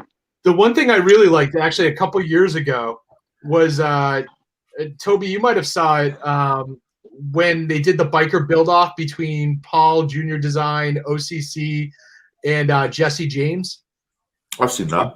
I don't think I saw that one. Oh, so those were great. You can still get them on YouTube. And the thing I liked about it, actually, my favorite part was Jesse James, because he's come to the point where he doesn't really care about the fame and the money part anymore. He just likes to build what he likes to build. So he has a lot of guns now. Yeah. He still builds bikes and stuff. There's actually a couple of channels that show him just like making stuff from scratch. And he's mellowed over the years. He's like, since I became sober and stuff, I realized what an asshole I was, and now I actually want to teach people and move on with the craft. But when he was doing those build-offs, it was hilarious because they would go to like OCC and they're like, we're going to put on these huge tank treads and we're doing this and we're doing that. And then they'd go to Paul Jr. and he's like, oh, I'm going to do these huge propellers and we're riveting everything. And then they go to Jesse and he's like, I'm just going to build a bobber. Like, I don't know what those assholes are doing. They're not even building bikes. He called them cake decorators. He's like, they just bolt shit on and call it a customized bike. And they actually, it was either the first build-off or the second build-off. They actually had to postpone the reveal because Jesse James didn't feel like hurrying up. All right. And the channel was like, what was it, Discovery or something? It was like, well, History Channel, one of the two, yeah. They're like, we're doing this on like, August 27th or whatever, and Jesse James is like, I'll get around to it. Like, they had to delay the whole thing because he didn't feel like it. And then when they got all three on stage, the guy hosting it, when they got him on stage, like they tried to get Jesse James to like bitch out. You know how usually if you call somebody out for talking shit from a distance, they'll try and backtrack and stuff. What happens with keyboard warriors? Jesse, you talked a lot of crap. Like, when you're in your shop, do you want to repeat any of that? He's like, yeah, sure. What do you want to know? Okay. And he just started crapping on the other two bikes. He started crapping on both Pauls. Hilarious. I've got nothing but respect for that dude. He's great. Well, that's the thing, because I know they did a lot of in-house fab work at like Orange County, and they also did a lot of like that at Port, like at the juniors place as well. But if you actually look at everything that Jesse James does, it's all done on old equipment, isn't it? It's like the English wheel and a press. It's not done by a big corporation with a big CNC lathe. It's all hand beaten, And that's why I enjoy watching them, because I think to myself, I mean, when I was younger, I'd do anything to be that apprentice, to learn that craft. Yeah. Well, that's the thing. Like, one of the channels that features him now, like, I don't think he has his own channel, but one of the channels that does feature him from time to time shows him, and he's got like 3 apprentices now, and they're just building bikes, and he sits there and like he'll do an interview. He's like, back in the day, if somebody said they didn't know how to do this, I'd throw them out of my shop and fire them and make fun of them.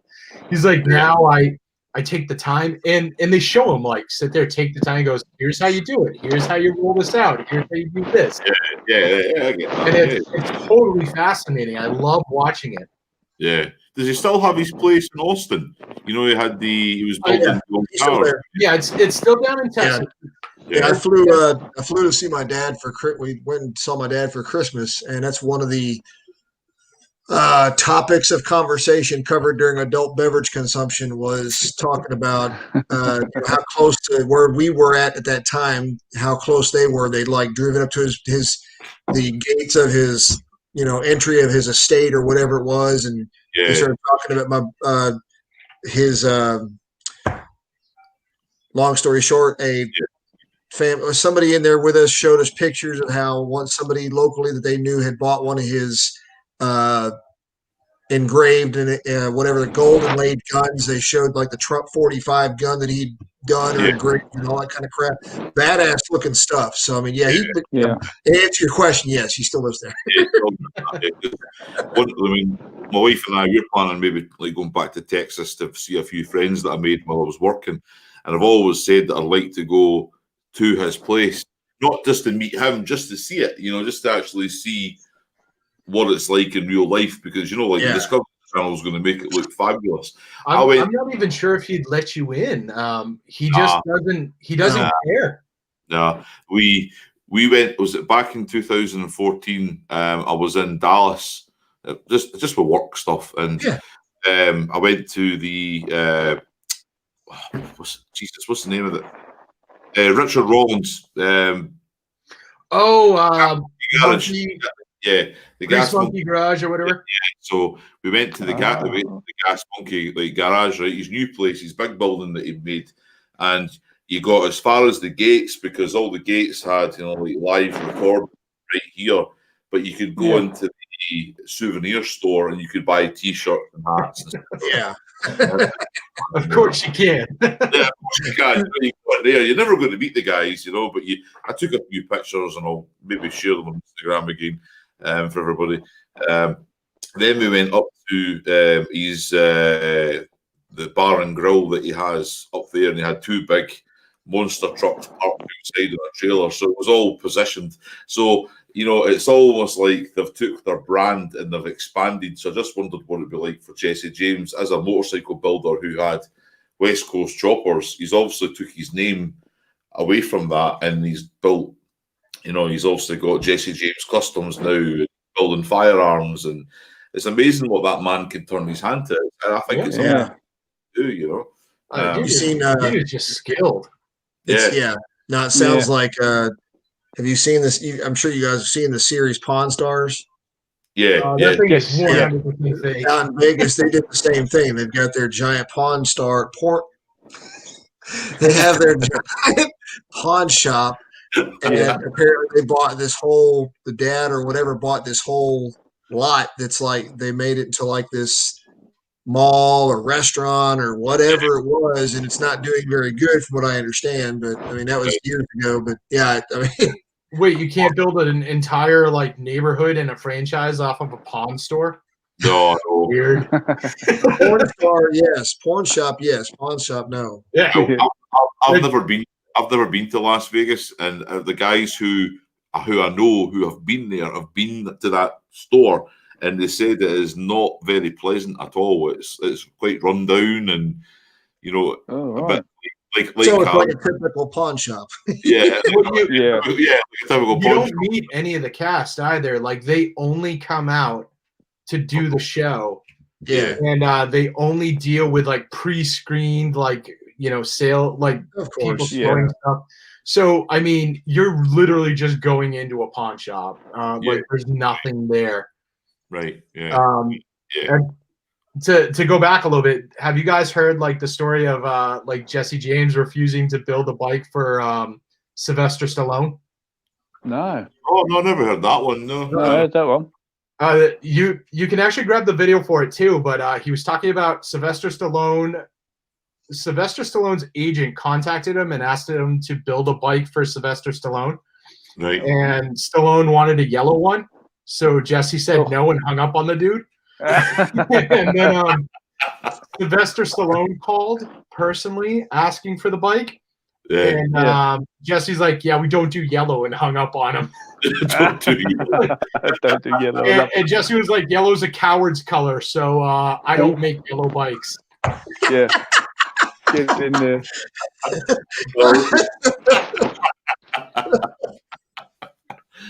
Oh man. Well, to the bikers having a good night. What are you drinking, Steve-O? Not enough, he's probably said. You know, so well, I mean, if we're touching on porn. Oh no! You know, that's it, right? That's another YouTube channel. You can go talk. During the week, I was on with Jim there. We were discussing, you know, like TikTok and the 60-second attention span of most of the younger generation. So a few days before it, I was watching a YouTube video about the YouTube Shorts. Now, I don't know, you've probably seen, maybe I put a little video out earlier today. Like, so this is the thing that's been kind of getting pushed in different regions of the world, especially in Asia. You've got in India, they're using this thing with your title, your video with the hashtag Shorts in it, which is less 60 seconds or less. So, like for everybody here, it's on this panel, we'll call it, and then everybody who's maybe watching who wants to comment on this. Do you think it's a good thing? Do you think creating a 60-second video is the future, or are you going to use it as a promo tool for our YouTube channel, or what do you think? Do you think it's going to be a beneficial thing or a negative thing? What's your thoughts? I feel like a 60-second is just a commercial. Yeah, I've used it as like a commercial before. Not a short video, but I've done something similar, and I've recorded to advertise that I'm doing a video later. Yeah. I think it's, you know, I think if you've got like a 15, like say, let's call it an average of 15 minutes. I know everybody's videos are like, you know what I mean, unless you're like this man here who likes to moan about Harleys for 45 minutes every video, but you know, if you've got like if you put a 15-minute video up, for example, and you've got a 60-second clip in there that's quite like funny, you know, or something happens in it, you know, like that's been unrehearsed. Because let's face it, when we're all out and vlogging, we've already thought probably about what we're maybe going to talk about, you know, most people do. So, you know, I mean, taking a 60-second from that and sticking it on there and then getting people to direct onto your YouTube channel is probably definitely going to be, I can't see it being a negative thing, but it's what worries me is the 60-second attention span. You know, is this the future? Is this the TikTok really the future now? You know, is the 60 seconds, are people just giving up now and saying, I can't watch anything past 60 seconds? I think you make a very good point there. I think ultimately, is that kind of steering the younger generations down that road? Probably. Because, I mean, we look at it, okay, so, and as you were saying that, I was just thinking this, if you rewind back, YouTube's been around for, 15 years? Maybe? Getting on for that, So if you rewind back, say, 10 years, did YouTube have their own editing ability inside YouTube? No. As far as I understand, did they? I don't think they did, right? They didn't have a really good tool to where you could edit video inside of YouTube. Now they've opened up their own music library. They have where you go in there and upload a video and you can actually edit stuff if you want to. If you want to use it, you can, right? But now, you know, you've got Adobe, you've got, you know, DaVinci, you've got Filmora, so many different things. And now recently YouTube has come out with their own editing stuff. So, or they're getting better at it. So, I mean, then you've got TikTok and you've got Instagram. Now, even Instagram came out with that Instagram IGTV thing. Right. So, I mean, this is just another method for them to try to stay relevant against their competition. And but it goes back to what you're saying, that as creators, we're going to have to. Some will use it, some won't. Me, probably not. I have a hard time of hitting record, learning when to shut the damn thing off. But every single person out there. You did a good one, and then White Rock did a great one earlier today, talking about his camera and taking the battery out and using a Type-C plug-in to keep it going. I mean, I used a version of that, but when I saw him taking the battery out and use it, I was like, holy crap, you can do that. That's badass. Is it the way of our attention span of the future? Have you seen? My God, this is scary. If you've seen what is the 1950s or 50s version of the Time Machine? Yes. Yeah. I think so. Eloy and the Morlocks. Yeah. The Eloy. I swear to God, Eloy is what we're moving towards. Yeah. Oh yeah. Yeah. I'd see that. I mean, we're all evolving into something different. That's going to be. You know what I mean? 15 years ago, I had a flip phone. You know what I mean? What was that? That was Motorola. Or the movie Idiocracy. Have you seen that? I was about to say, we're moving more towards Idiocracy than the guy at the very beginning when his coffin, when his chronostasis coffin is sliding down the trash hill. He crashes into old boy's apartment, and dude is sitting there watching 60 screens, and he gets up to do something, and it's getting up off his toilet, so he doesn't have to move. I mean, that's I'm gonna fold my motovlog channel and just get ahead of the curve and just put out ow my balls. It's just gonna be a whole channel of nut shots. That needs to be ready for that Idiocracy crowd. That needs to be on your Pornhub channel. I'm gonna get shut down. That's YouTube when we're gonna send me video. I told you, man. It better not be monetized. Yeah, I think the 60-second videos, at least for me, the 60-second videos don't really work. Oh crap! You see what Scouts posted? I've just went. Well, what did you do that for? Oh, don't say that. I can feel the pain. I mean, I've lost so many videos. Oh, don't. It's a nightmare. Best ones when the audio doesn't show up. Look what Sinister Clutch said about Mike's beard. What's he saying? How come the military bikers want to lag you down on the full PC? You come on to mine and I bring this man on. That's it. This is why nobody else invites me on the live chats. But that's the things. You know, I mean, it's like the 60 seconds is. I do like it, but as you say, as Toby he said, it's like as creators, is it going to be a generation thing of people who watch our videos now? I don't know how many people look at the analytics. I don't do it anymore. I used to when I first started. Now I just basically go with the flow. And one of the big things is when you look at the age groups of like my channel, it's 25 to 48, I think it is the big range, right? Yeah. And that is what I see is a lot of like maybe motorcycle enthusiasts within the UK, the US, and I've got a lot of Australians maybe watching my channel as well now because of my night rod project that I have, because it's a big thing over there. But I thought to myself, well, those guys will still watch a 10-minute video, surely, because we were brought up around about the same era when you had to look up a book to get information, not going to Google Chrome. Decimal system. What's up? But you know what I mean, though. This is why it's a big. I think it's a big thing to discuss. That we now say we capture the best parts as 60-second clips and put a 60-second clip up every day, or do you just carry on regardless with a 10-15 minute YouTube video that takes you 6 hours to create? You know what I mean, on your editing software. So I'm enjoying this conversation just because it sounds like you sound like you keep saying sexting. Oh, right, okay. Oh, you be making sexting videos? Look, this is my night. Look at this. Yeah. Demonetized, yeah. Look at I'm not even monetized, so it's fine, so it's not an issue.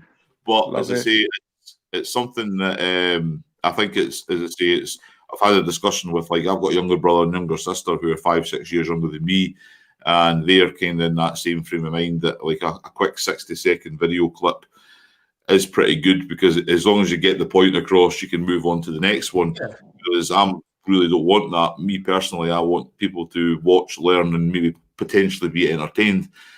Listening to Bikes, Beards, and Brews, I could assume the same because we're always entertained. Well, and that's, I mean, for me, like I watch a lot of these videos while I'm working. Like I watch your videos and stuff while I'm working. Yeah. So what I normally do is first thing in the morning when I come into work, like I work from home. Yeah. And just to give you an idea, I have 4 monitors. Yeah. And this monitor here is just for YouTube. So what I'll do is I'll open up YouTube and I just hit refresh like 5 or 6 times and I pull up everyone's videos that I haven't seen and just tab. And I go through all your videos while I'm working. And if I had to pull up like, 20, 60-second videos, it's like, great. So 20 minutes is down. Now what do I do? But I enjoy like a longer video. I enjoy like, when you and the wife are going through Scotland and stuff, I like checking out like, a lot of the scenery, a lot of what you're doing. I've watched your 60-second videos. There was one where it looked like you were in an elevator maybe. And it's like, you had a lot of glass behind you. But it was sunglasses. You had a glass behind you. I can't remember what it was exactly, but it was like I didn't even really have time to get into it. It was like it was there and then it was over, and I was like, ah. But I love it. So I kind of like the videos that like they flesh out a bit and things happen, and there's some sort of story, and again I also worry about like. I guess there's a quality thing that has to be there too. I mean, I'll be the first to admit I'm sure. Well, I personally think that I don't always put out the greatest videos. I try, but some are definitely like they fall short. But I've seen videos from like motovloggers where they're just like, "Hey, going to go get coffee for the 60th time and tell you what it fucking tastes like." Yeah. Like, you got to do something else besides that, man. You gotta, bring something to the party. Yes. But one of the things about, because we're all from different countries. Realistically, I mean, I'm from Scotland. Like Jim's from down in England. You're from like obviously wherever he's disappearing off to Toby's from Kentucky. And what I do enjoy is when you're out there riding your bikes is parts of the world that I've never seen. Yes. Oh, look at that. Where's that? And sometimes I haven't asked of it recently, but I have asked guys like, where is that? Or where to get to? And you're almost being entertained by the Harley Davidson hating constantly. or the education, like when you went to Salem, like last year in one of your videos for Halloween. I thought that was quite cool. I've never been there before, and some people might go, "Oh, this isn't motorbike related," but with me, I went, "Oh, he's there on a motorbike in a place that I'd like to visit." Absolutely. And a lot of that too is like, I mean, a lot of my videos too. I'm still early in my motovlogging, so I'm still trying to figure out what to do each time, which is why like some of my earlier videos are me going hiking. All right, here's me taking my bike to a place where I'm going to hike for a bit, and then I'm going to get on the bike and go drink somewhere. Right. Okay. I mean, it works sometimes. Other times it doesn't work, but whatever. I mean, it goes back to what you're both saying there. So most of us, I mean, even you guys, you said earlier, is most of us are doing this as a hobby, or to share. Now, I mean, if you're look, I go on like TubeBuddy, or I'll go on vidIQ, or I'll go on Think Media because they have decent advice on stuff, and I don't know crap about this stuff, and it's great to hear. They always say, "Hey, go to somebody's, go to Bikes, Beards, and Brews, or go to Jim Diesel's, go to their channels and see what they do to add stuff into their channels." Because another guy I watch a lot of is Daniel Batal, I think his name is. Right. He's a big Filmora user, but one of the biggest things he says is you can make videos left and right all day long, but it's your content. He says people aren't going to be, impressed, or you're not going to hold them into your video by using kick-ass transition scenes or special effects. It's going to be the content, like what Bike's saying there with the, you know, hey, I'm going to ride my bike to a trail. I'm going to hit that trail, then I'm going to come back and go get a beer. You know, there's people that don't get the chance to do that, or they might be looking for places to do that. So like what you're saying, places to travel. So, I mean, to me, going back to the 60-second thing, will I use it? Probably not. I say that now. I don't ever say never. I never say never until just now. But you use, as a content creator, you're going to use whatever helps. Yeah, I just like to eat. That's exactly the point. I mean, you're gonna, if you are enjoying your content, if you're enjoying the creation of it, you want others to enjoy it too. So I mean, you really want to find what grabs them. You know, I mean, you're not trying to suck people in. You're not trying to gain subs, so to speak. But sorry, I don't mean to dominate that answer. I just, you know, that's why I'm saying it. Just whatever the case might be, you're going to find a way to. Really, for me, it's like when I see these editing softwares, I'm like, shit, that makes that much easier, you know, to do that. That's what for me. Because I mean, I know we've all seen it, and you know, on Instagram, every so often you'll always see an advert that says 90% of GoPro video footage is never used; it's deleted and thrown in the trash or whatever.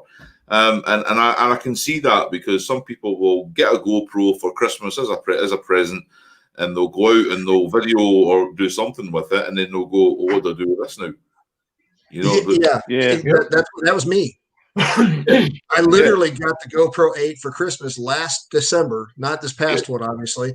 And so I was like, okay, well, let me start trying to record some stuff. I thought about recording my bike rides and such like that. And then I jumped on and I'm like looking at YouTube, and I was like, well, how do I edit this crap? What do I do? And I found some of your all's channels, and I was like, holy crap, there's a whole community out here that does this crap.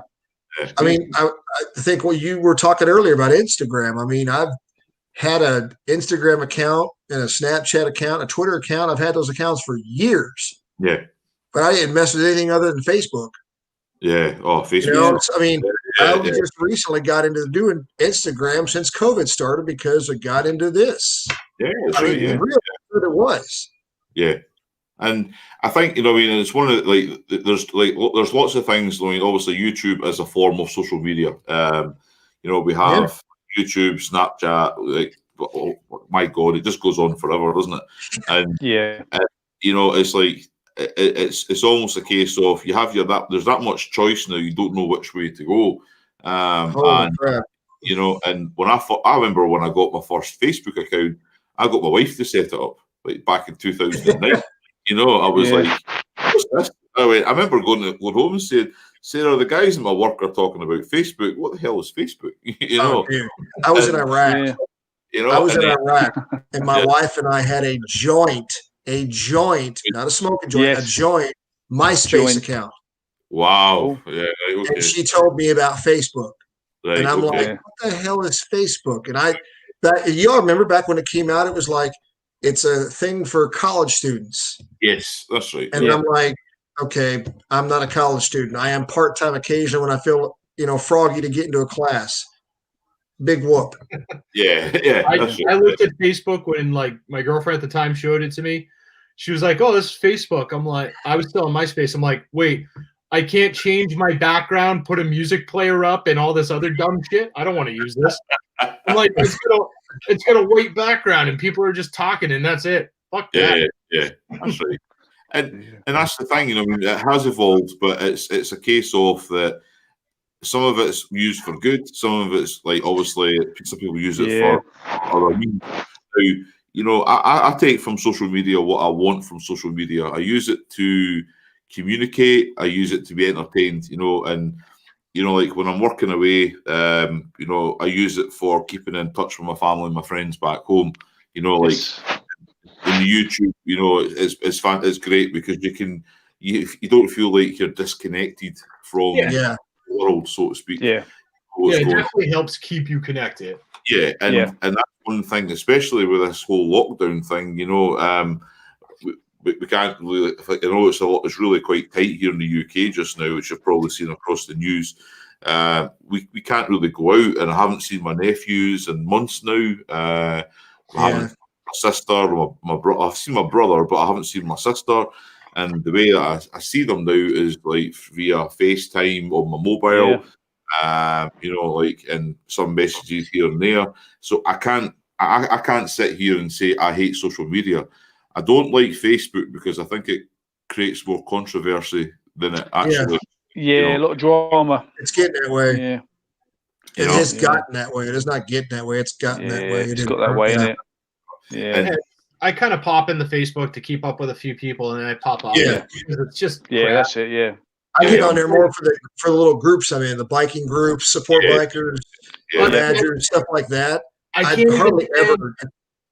can't stand the biking groups too. Like I'm in a few Road Glide biking groups, and every single one of them is like every post is like, yo, what handlebars do you got? What seat do you got? What?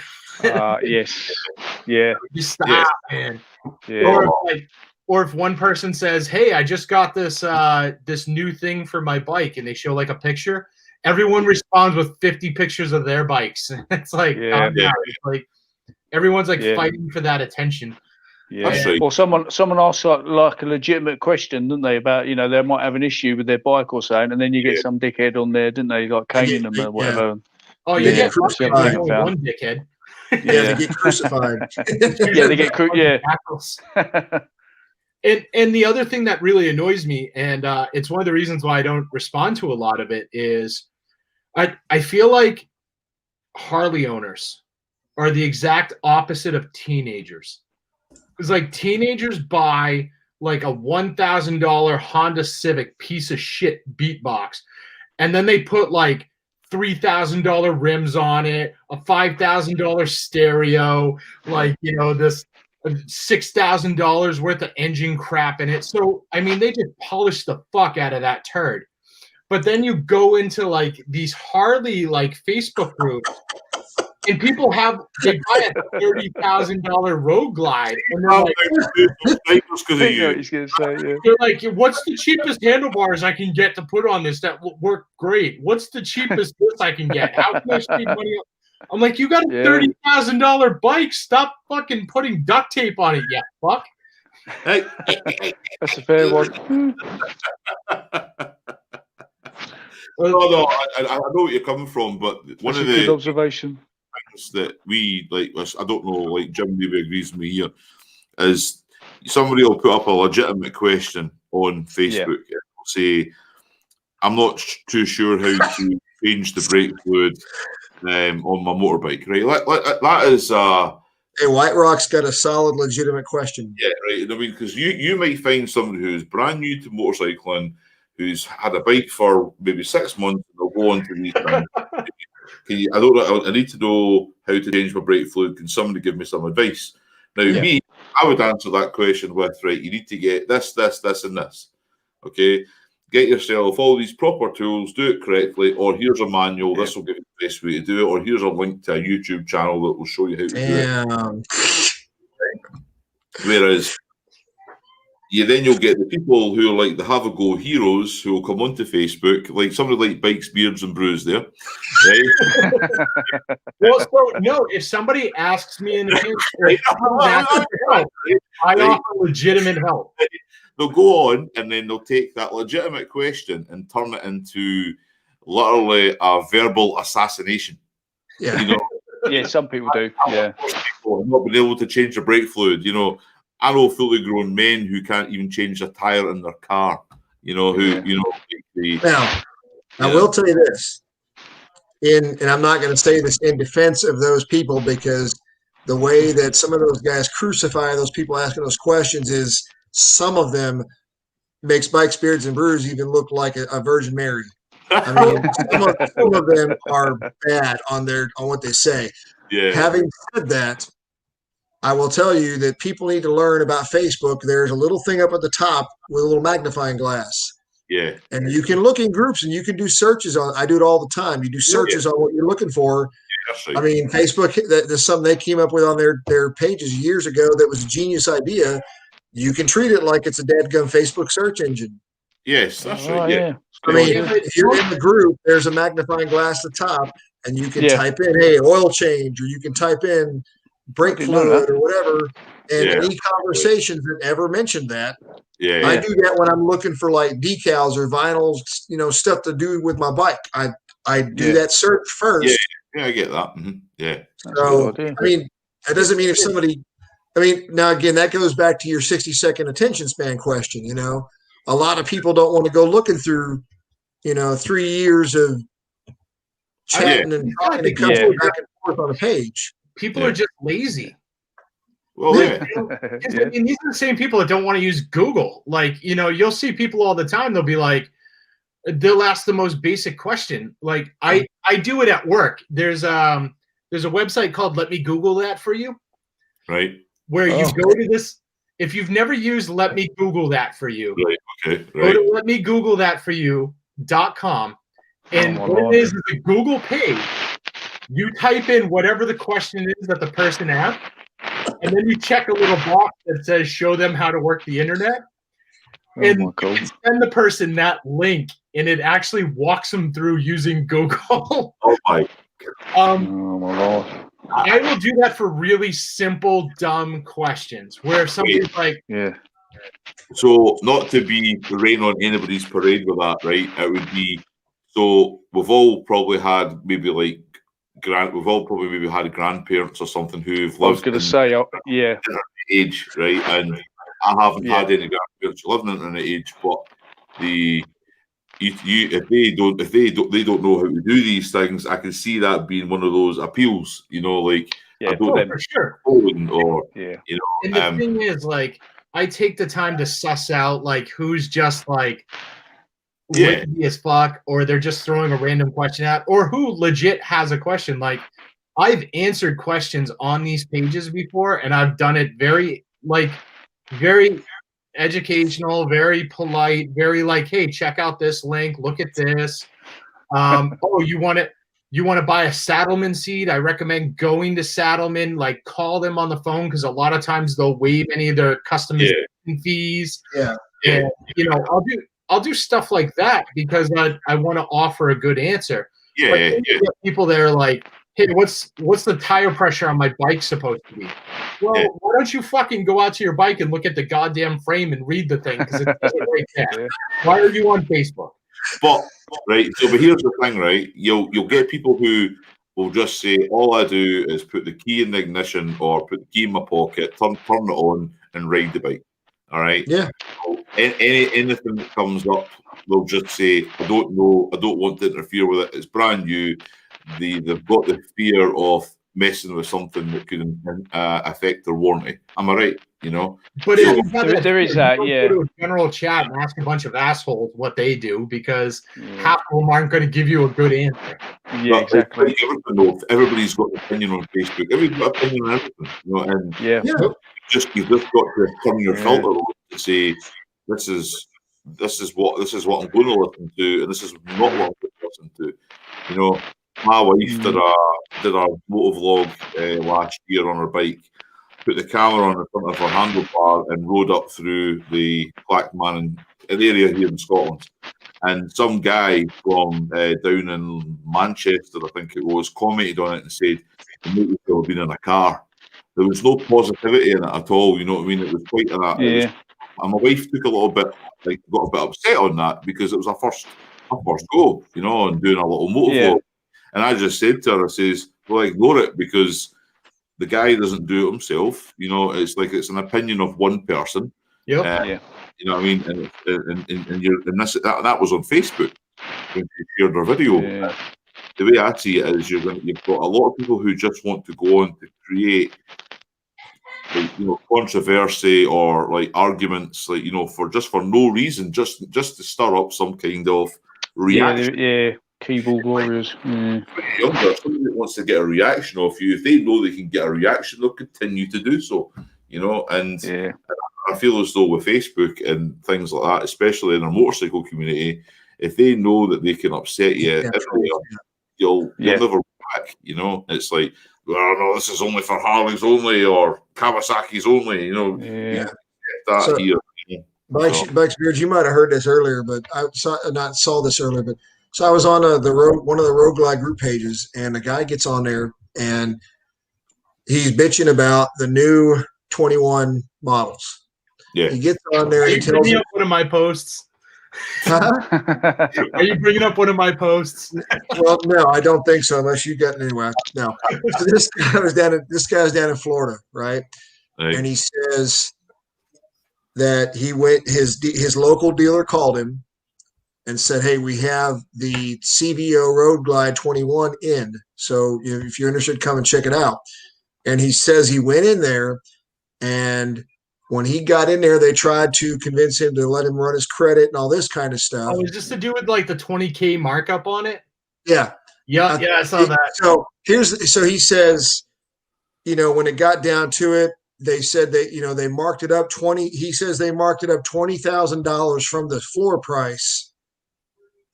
And so I hit him up down the thread, and I'm like, I've bought multiple bikes. I've never seen a dealership mark up 20 grand. I don't care what model the bike is. And he said, he said they wanted 59 for it, 59,000 for it.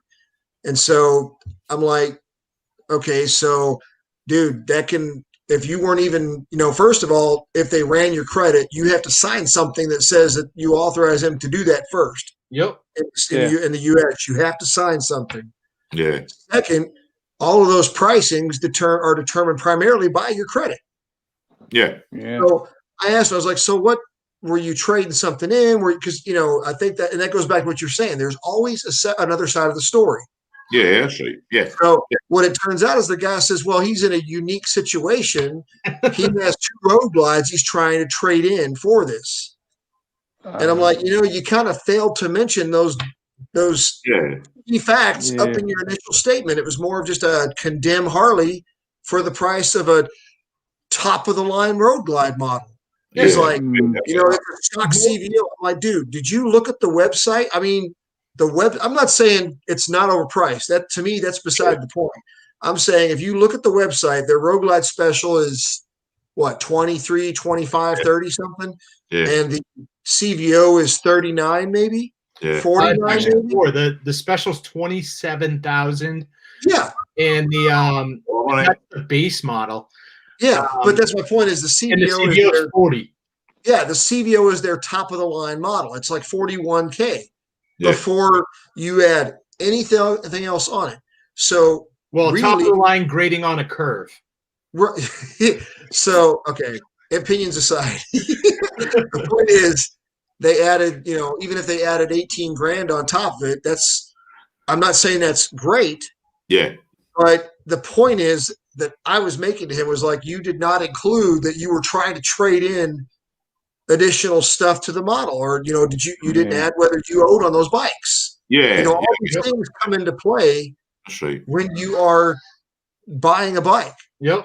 So it's the same, like you say. If I'm going on a Facebook group page and I say, hey, I have never owned a bike before. I've been through the MSF class. I've looked through my owner's manual. Yeah. I don't understand this. Anybody got any advice for this?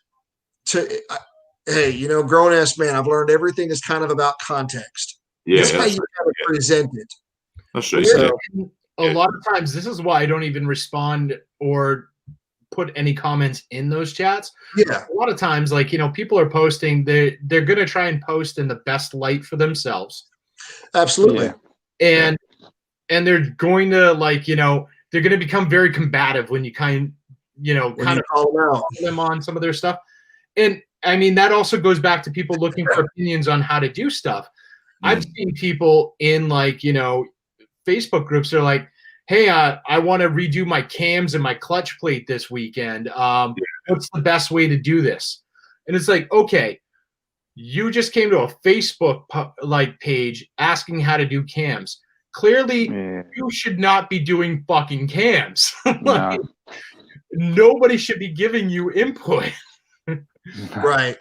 Yeah, I get that. Yeah, but then you might find somebody. Now, I'm not arguing with you on this, but then you might find somebody who's saying, I don't know how to do it, but I'd like to learn how to do it. Yeah. Facebook is not the place to learn that stuff. Yeah, I mean, something like that. You go to like YouTube or something like that. I mean, like, a great one that I follow is a guy named Riding Dad. He does a lot of breakdowns on some that stuff. Just sounds perfect for you, dude. That was bad. I'm kidding. he's a cool guy to follow. And I know. I've watched him. Yeah, he's a good guy. But I used to tell people, especially like when I worked on my car and stuff like that, or times that I work on my car, when other people are looking for suggestions, I'm like, here's the deal: go to Facebook, find some fucking like backwoods redneck buried in the fucking woods in his garage, preferably with a dirt fucking floor, because that motherfucker is gonna know how to fix everything on his car, and he's gonna be able to do it with like the minimal amount of tools, and it's gonna run like a champ. Yeah. You know every time that you swear, I drop people watching this. It's like the minute you work on it, you swear, somebody goes off, and then they come back on. Which is weird because I picked up like 3 followers since the stream started. Burning gas. I'm gonna have to shoot off, mate. Yeah, no problem. Thank you for joining in. Yeah, thanks. Yeah, thanks for having us on. Yeah, good to see everybody. Yeah, good talking to you. And I've subbed to. I can't fucking read it. Was it Beard? Oh, he just Beard. Yeah. Just call you. If you should talk to Bikes, Beards, and Brews there next time if you need like a good hit for your language and metaphors and stuff like that. Yeah. Which is funny because when I do my videos, I really work on not swearing. I know. But you've literally called this one with swearing. It's because this one isn't like it wasn't pre-planned, it wasn't rehearsed, it wasn't structured, so I'm just talking like my normal self. Would you like us to rehearse next time before we do a live stream? That's what we'll do, right? We'll have a little one-on-one for an hour and a half. And we'll have a discussion on little pep talk. Like, okay, we won't be swearing on this one. I mean, we're going to be swearing. Oh, there you go. Somebody's came back online. You haven't sworn in the last 30 seconds. We're doing okay. Hold on, I'll get rid of them. No. Okay, I'm just going up to the bathroom, guys. Give me a second, all right? That's it. No worries. I've definitely stayed out of a lot of the Facebook groups just because, like, I don't know, the people that are in there just drive me absolutely insane. Oh yeah, no, I've gotten tired of. I'll keep Facebook up, but it's only in case. I'll say it's 99% for if like for example, earlier today, the Badgers were broadcasting live from their Badgers, the Biker Lifestyle Facebook page, because they were at what's it called, Grimm's, like a Grimm's Bike Fest down in Florida, and they went live and they were walking through all the custom bikes, and they ran across Shade Tree Surgeon and a couple other people. So I mean, it was a cool thing to tune in on. But I mean, aside from that, unless I'm touching base with family, I'm trying to just share bike information, riding information. Like, I'm really trying to help. We're trying to really push the whole World Poker Tour, the Guinness World Record Poker Run, or the Tazewell, Virginia meetup in June, stuff like that. I try to spread that kind of information. But aside from that, it's very easy to get caught up in Facebook and like the politics and crap and all that junk. So.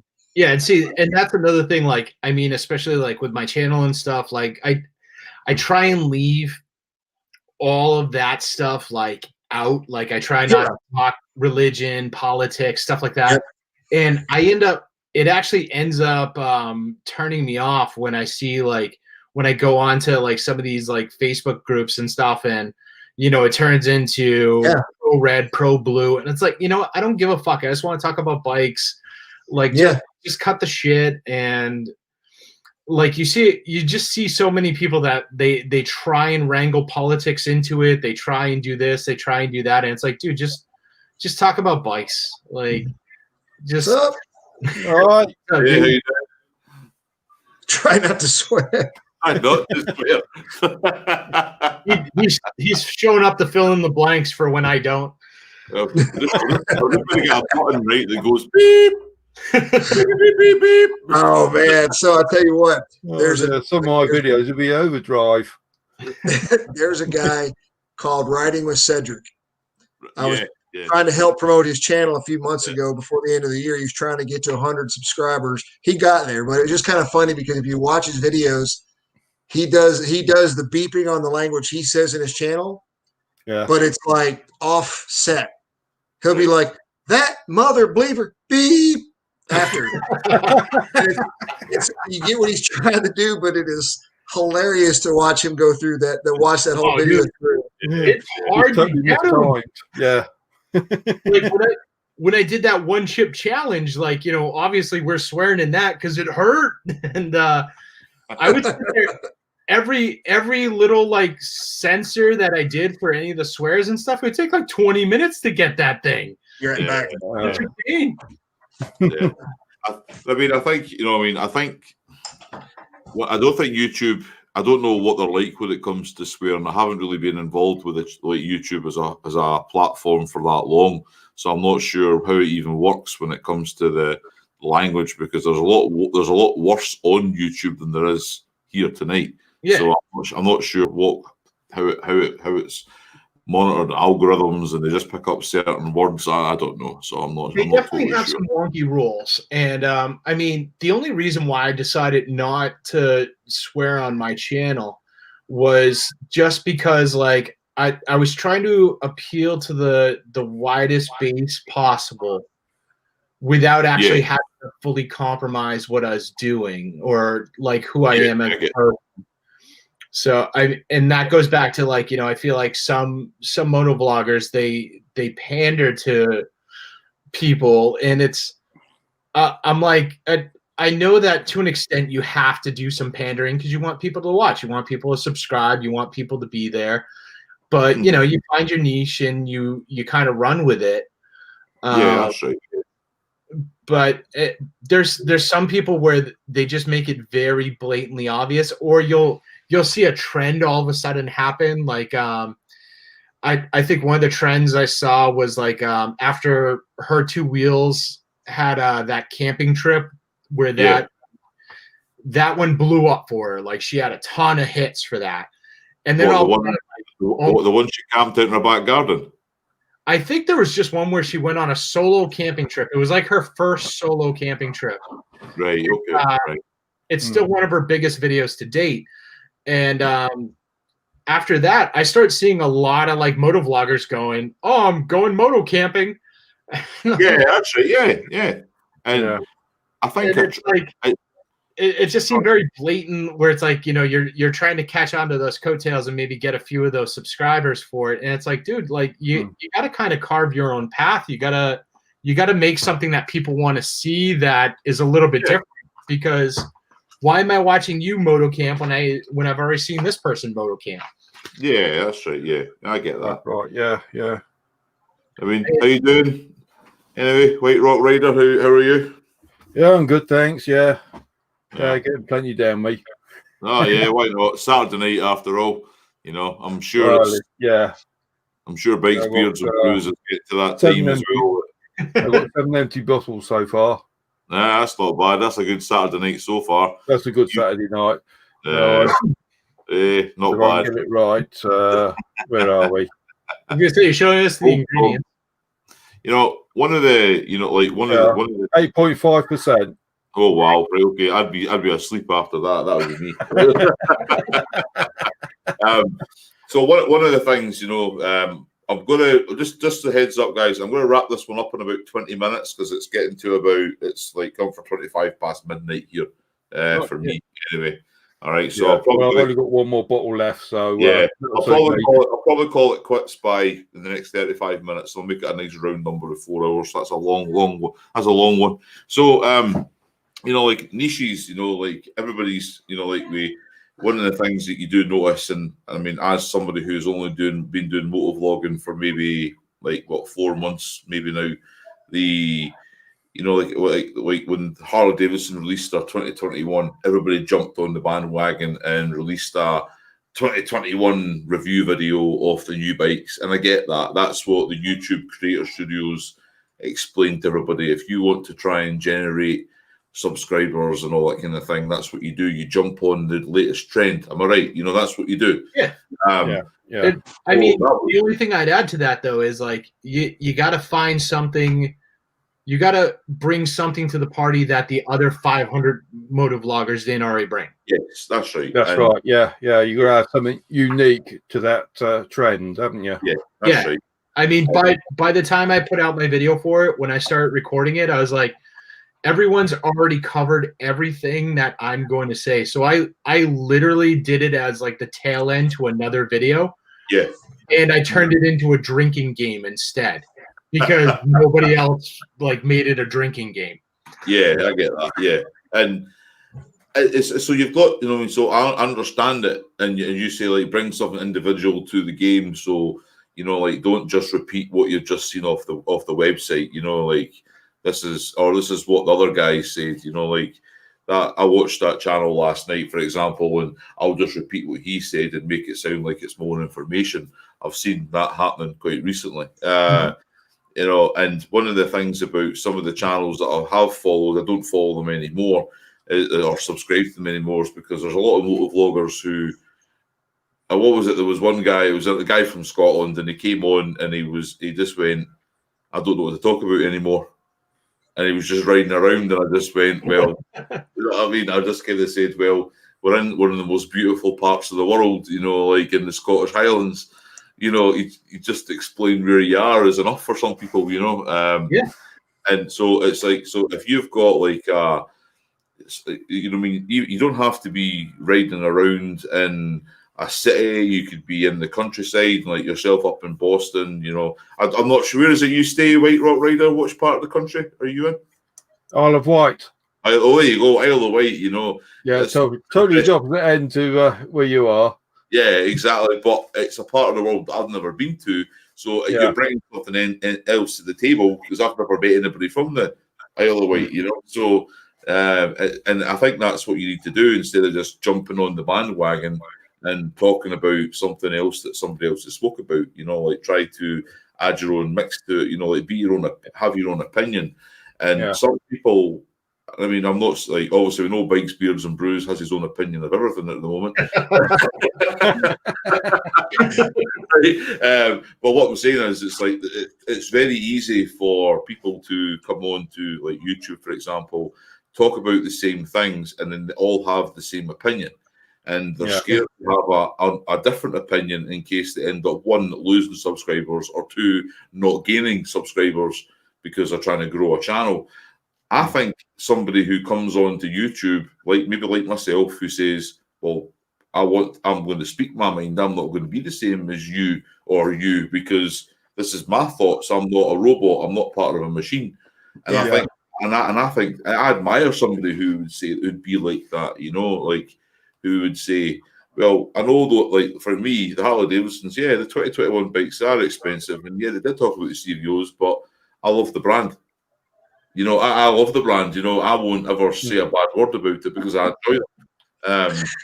But that's just how I am. You know, it's like I believe in the brand as it is. You know, like I believe more about it from its background, its history, and how the company got brought up. So. The corporate side of it is business. That's how they deal with business. But as I say, it brings something different to the table when you're doing your YouTube videos. Have your own opinion, and I think you know what I mean. And I don't know if everybody agrees with me on that one. I'm not sure. So, I mean, that's the thing. Like, everything's already been done. I mean. I used to be in a band, and I used to tell that to everyone else in my band. It's like, everything's been done. We're not bringing anything original to the table. What we can do is make it our own and, you know, bring our own spin to it. It's the same with, like, you know, the motovlogging channels. Everything's pretty much been done. Every road's been traveled. Everything's been done. It's bringing your personality to it. It's bringing your personal spin to it. And I know that you and Toby have mentioned a lot, like, you know, following the metrics and stuff like that.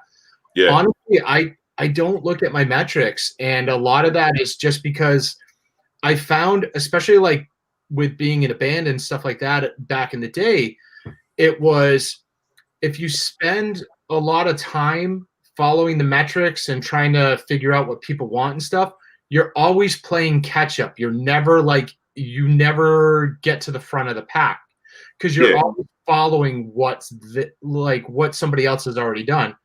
I mean, I guess prime example for me right now is like I get a lot of these poker chips and like the custom poker chips. I love these things, and I love that the vloggers are sending them to me. They're fun. Mm-hmm. I personally don't feel that they're on brand for me. Right. Okay. So right. So I just ordered custom bottle openers, and those are on the way in. Oh, there you go. Yeah. So when everyone else is sending you a poker chip, I'll be sending you a bottle opener. Yeah, I mean, that's a great style. And I'll tell you this also, I 100% agree with you as far as what you're saying with the analytics piece. The one thing that I didn't bring up earlier that they talked about, the guy's name is Andrew, or they call him Drew for short. I think it's Andrew Kahn. He does a lot of the TubeBuddy stuff talking about their analytics. Yeah. One of the biggest things he talks about with looking at the analytics is not necessarily chasing the trends. He says, and he really is primarily talking, it wouldn't be to me because I've only got like 7 videos out, but he's talking to people that have a bunch of videos out. He says, go and look at your videos and see what videos are grabbing the most attention, the most views, and all that. Yeah, and if it's something that you like to do, at least if you're trying to grow your channel, craft your stuff a lot. Look at the stuff that people like of what you're doing, and craft it in that direction, because that means you're going to grab more of that base that likes your stuff. But aside from that, as well, with what we're doing, like moto vlogging, I think that becomes a little bit more difficult as well. Because, prime example, I put out the dealership nightmare video, and within like 2 days, I had over 100 hits on it. Right now, it's one of my most watched videos. Yeah. And really all I did there was I was riding and telling a story of how much this dealership screwed me over. About a week or two later, I put out the accident video. And it was the same format, same sort of thing, same length of video, and it has maybe half as many hits. Right, but check this out. So, and this goes back to what you all were talking about when I came back in the room, and it's going to nail exactly what you're talking about. Y'all remember August, September timeframe? What was the biggest topic everybody was copying off of? My attention span is not big enough for that. $1 Million Bogan. Oh yeah, everybody was tailgating off of that. I purposely refused to make one just because. No, and what's funny is I made a video on it, or I didn't make a video on it. I included my opinion as to what Burning Gas was talking about. I included my opinion, a 30-second piece in a video that I did, and the video didn't come out. The audio didn't come out. It was all crappy, so it never made it to my channel. So, I think the point is that everybody copied off of that, or they tailgated. I don't want to, because everybody tried to get their own little opinion. I get it, and I'm not knocking everybody. Some people, but this goes to what you're saying is, Bri the biker. Okay, he did I watched his stuff, and I thought he did a really, really good video, because he didn't talk about $1 Million Bogan and the whole Harley controversy. He talked about the mental perspective. He said that he was talking about how $1 Million Bogan raises a lot of awareness for mental issues and mental disorders, and he hit on that. Yeah, and he found a niche for himself also in doing that, and his channel has blown up pretty well since then. Yeah, I mean, he does a I can't remember what he calls it now, but he gets guests on, and he does this thing called Off the Bike or something, where I've seen one or two of them. I know what you're talking about. So that's my point, is towards your thing, is just like what we were talking about earlier with that guy going to the dealership. The piece about your video that everybody appealed to was, dude, I feel like I'm the only one that deals with a shitty dealership. Oh, there's my first cuss word. But Wasn't me. Most people tend I to. know, but so you were talking to people about your frustrations with a dealer, and a lot of people can relate to that. Not that they can't relate to the other part about the accident, but sometimes it's just that topic that nails it on the money that a lot of people want. And I mean, like, I think I've kind of subscribed to the shade tree surgeon approach. Yes. Like, if you've ever heard this guy, like, obviously you have. I mean, like, he was like, hey, I just had a camera and I roam around and you guys happen to start following me. But I mean, like, his format is really like, I don't care. This is what I'm doing. This is what makes me happy. Yeah. And people are attracted to that. And that's kind of what I've aimed for, is like, I try and bring forth my personality. Like, when you see the pop-ups on the screen and stuff, a lot of that's kind of like my internal monologue anyway, the stuff that I see in my head when I'm thinking that. But yeah, I'm like, you know what? I'm just going to kind of do my thing and hope that enough people are amused and they're going to come about. The $1 Million Bogan thing, I was like, oh, I should do a video about that. And then I was like, oh, I watch $1 Million Bogan videos here and there, not a lot of them. Yeah. So I didn't really have a strong opinion of it. Yeah. And I didn't have enough history on it. So I think I said like maybe one line in like one video where it's like, I was like, you know what? Everyone else was touched on $1 Million Bogan. I can't bring anything to this. So no, I'm just knocking on. Oh, never mind. I thought that was the military biker. That was Steve that responded back, because I was going to say, he said he's multitasking. That dude can't even apparently hold on to an SD card and listen at the same time. Yeah. I mean, one of the things when I was like last September, when I decided to make a YouTube channel on like my motorbike lifestyle, so to speak, it was I looked up a few. So the ones that kind of flagged up right away were Blockhead, Shade Tree Surgeon, his army, so to speak. You know what I mean, the big hitters kind of thing, like with 100,000 subscribers, that YouTube kind of fire into you. And like then the Bogan as well. So when I started watching them all, I started taking notes, and I said, well, if that was me, that's what I would like to be like, a mixture of them all. So I'm not. This is just my opinion, okay? So I don't want to do my motor vlogs just sitting on my bike. That's me, right? Yeah. I want to be. I'm going to be hopefully, if we ever get out of this damn lockdown here in the UK, I'm going to be doing a bit more traveling. I reckon. Yeah, probably. Yeah. I've got ideas of, instead of just being about the Harley, the bike, the piece of metal that connects us all, is more like you get to see a bit more of my personality. Yeah. And how that culture and how that motorcycle has shaped me as a person. Like if it wasn't for my motorbike, I would say that, on a mental health side of things, it's took me away from some trauma that I've been through in my life in the past. I've lost my parents and stuff like that. So that bike gave me an outlook on life. Yeah. And that's what you'll probably learn from me going forward on video. And I don't mind that, because end of the day, if somebody was to meet me in the street, I would tell them the same thing. I'm not going to hide that. You're not going to share your bank details or all that over YouTube. But what I'm saying is, it's like that kind of information. I don't see that as secrets to keep from people. And that's how I see that as a development on my channel, so to speak, as me, my lifestyle and my personality, as well as a motorcycle, So yeah.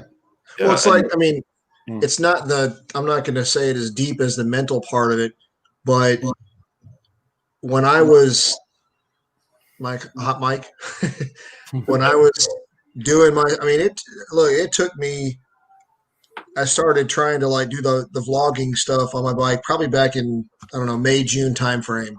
Right. And I went through almost the entire month of June. I could show you the GoPro library I've got online, where everything in June is all quiet. It's me writing, but no audio, because I was trying to figure out the whole audio, how the damn thing was supposed to be hooked up. And so then I saw, I figured it out, and then fast forward till like what, a month or so ago, and Angie from the Badgers was talking about how she was having audio issues. And so I was kind of messaging back and forth and sharing. I was like, that's what some channels, that's what I think the community could really use is it's not the Facebook, I'm going to crucify somebody who asks a question, but somebody, you get people on and they're like, I have no idea about editing software. I have no idea about it. Anonymous Biker is the king from what I've seen as far as using different apps on his phone to edit short clips and videos and pictures and whatever else. The stuff he puts on Instagram is insane. Yeah. So it's like today when I saw White Rock Rider doing his thing with the video cam, I said that earlier, it's the little things that make your having the fun with it that much easier to do. You don't want to chore when you're having fun with it. The whole purpose of that video is basically, if you haven't got a power bank that's good enough, it's going to draw power from the internal battery, and after an hour, it's going to die. Exactly. So if you're on a long journey, which I quite often do, sort of hour and a half riding around the island or over the mainland, you could be riding for several hours, and your camera's gone dead. Yeah. And you've lost half your clip. Yeah. I have the camera going all the time on the bike. I'm building a video right now that's kind of going over my setup. And that's kind of part of it because on the Road Glide, as bikes will attest, is you've got the AC plug, right? The cigarette lighter plug. Oh, right, yes. I got a hold of a port thing, a USB plug in there. Yeah, you get a little one that plugs in and it's got right. But I found one that has 3 USB plugs. Yeah. So I plug that in and I run a USB cord to the back of my GoPro. Yeah. Right. So, because I've seen, I don't know, John Maxwell, I've seen Bodine, some of the guys from Harley Day Rider, Her Two Wheels, tons of people. It's one of our biggest, as riders, it's one of our biggest, in my opinion, crutches, if you will, is that damn battery. Because none of them. Right. Yeah. I don't care if you use GoPro. I don't care what you use. You're not going to find a battery on a camera that's going to last longer than 40 minutes to an hour. That's right. Yeah. Yeah. So you're going to spend and buy 8 or 9 batteries. But what you showed today on that, I was like, holy crap, that saves batteries because if you keep a battery in the camera and plug it in the back, you're training that battery too. Yeah. So if I take that battery out and it still records, then I can charge it and leave it alone. And when I get off the bike to do something, I can record and still have that battery. Yeah. That's right. Yeah. And that's probably what GoPros is. I would suggest, you have a battery or power bank or whatever supply you have is capable of charging at a rate of 2 amps. Yeah, exactly. Keep it going. Yeah. But all these little things drops below about 1.5 amps, then the GoPro will automatically switch over to the internal battery and drain that. Yeah. And then once that's drained, it's dead. Yeah, that's it, Dave. Oh, okay. I've never done that before, but it's handy to know. Yeah, I wish I knew that when I went to Vermont. I would have had my camera on more. Oh. Like I was driving up the highway, and there was a bear USB port under the seat of the bike, which keeps the camera at the back powered up. I've got one just inside the screen, which keeps me 360 GoPro Max powered up. And I have a power bank on the back of the helmet, which keeps the chin mount camera going. Oh, that's if you've ever watched Mike and Bird, they do a similar setup as you're talking about there. They have a power bank that he's got like, the whole fancy, the lock-in Velcro stuff. He's got that on the back of his helmet. And he zips it. He locks it in back there, and it's that is actually a drift mount. Yeah. What size is your I've brick? got a plastic box, which I chop the end off. That clips in there.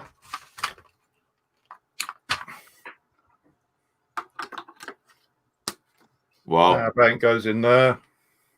That's sweet. And where's the camera? The brick that Bike and Bird used. Wow. In there. Couple of cable clips. This is an education. This, I like this. Wow. I was gonna say I'd mess this. That goes. And, wow. But that's my point. point. Rains, the water just comes out the bottom. You're way more. Yeah, that's way more tech than me. Water drains, and it doesn't make any contact with the connectors. You should be selling that.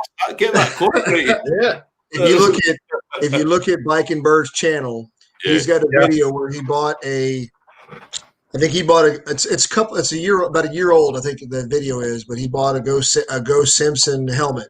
Right. And he was switching out his old helmet to the new helmet. His power bank that you're talking about there, his power bank look like that damn big. It's huge. Oh yeah. So, like you said, that's an incredibly clean setup you made there. That's sharp. Yeah. Well, I used to have the cable going down into a pocket with the power bank. Right. But after a long journey, or you have a stop. Yeah, it does. First thing you do, lift the helmet up. Power bank pulls out your pocket, drops on the floor. Oh wow! Now for Carl and Dutch, that saves all that. I've been running like I said, I run a power cable from my AC adapter with I think it's a 5-foot cable and a Type C into the back. I have a media mod for my GoPro, and it has the Type C charger in the back, and so I just plug it in the back there. And up to this point, I've had a battery in there, so I can tell you that it will train the battery.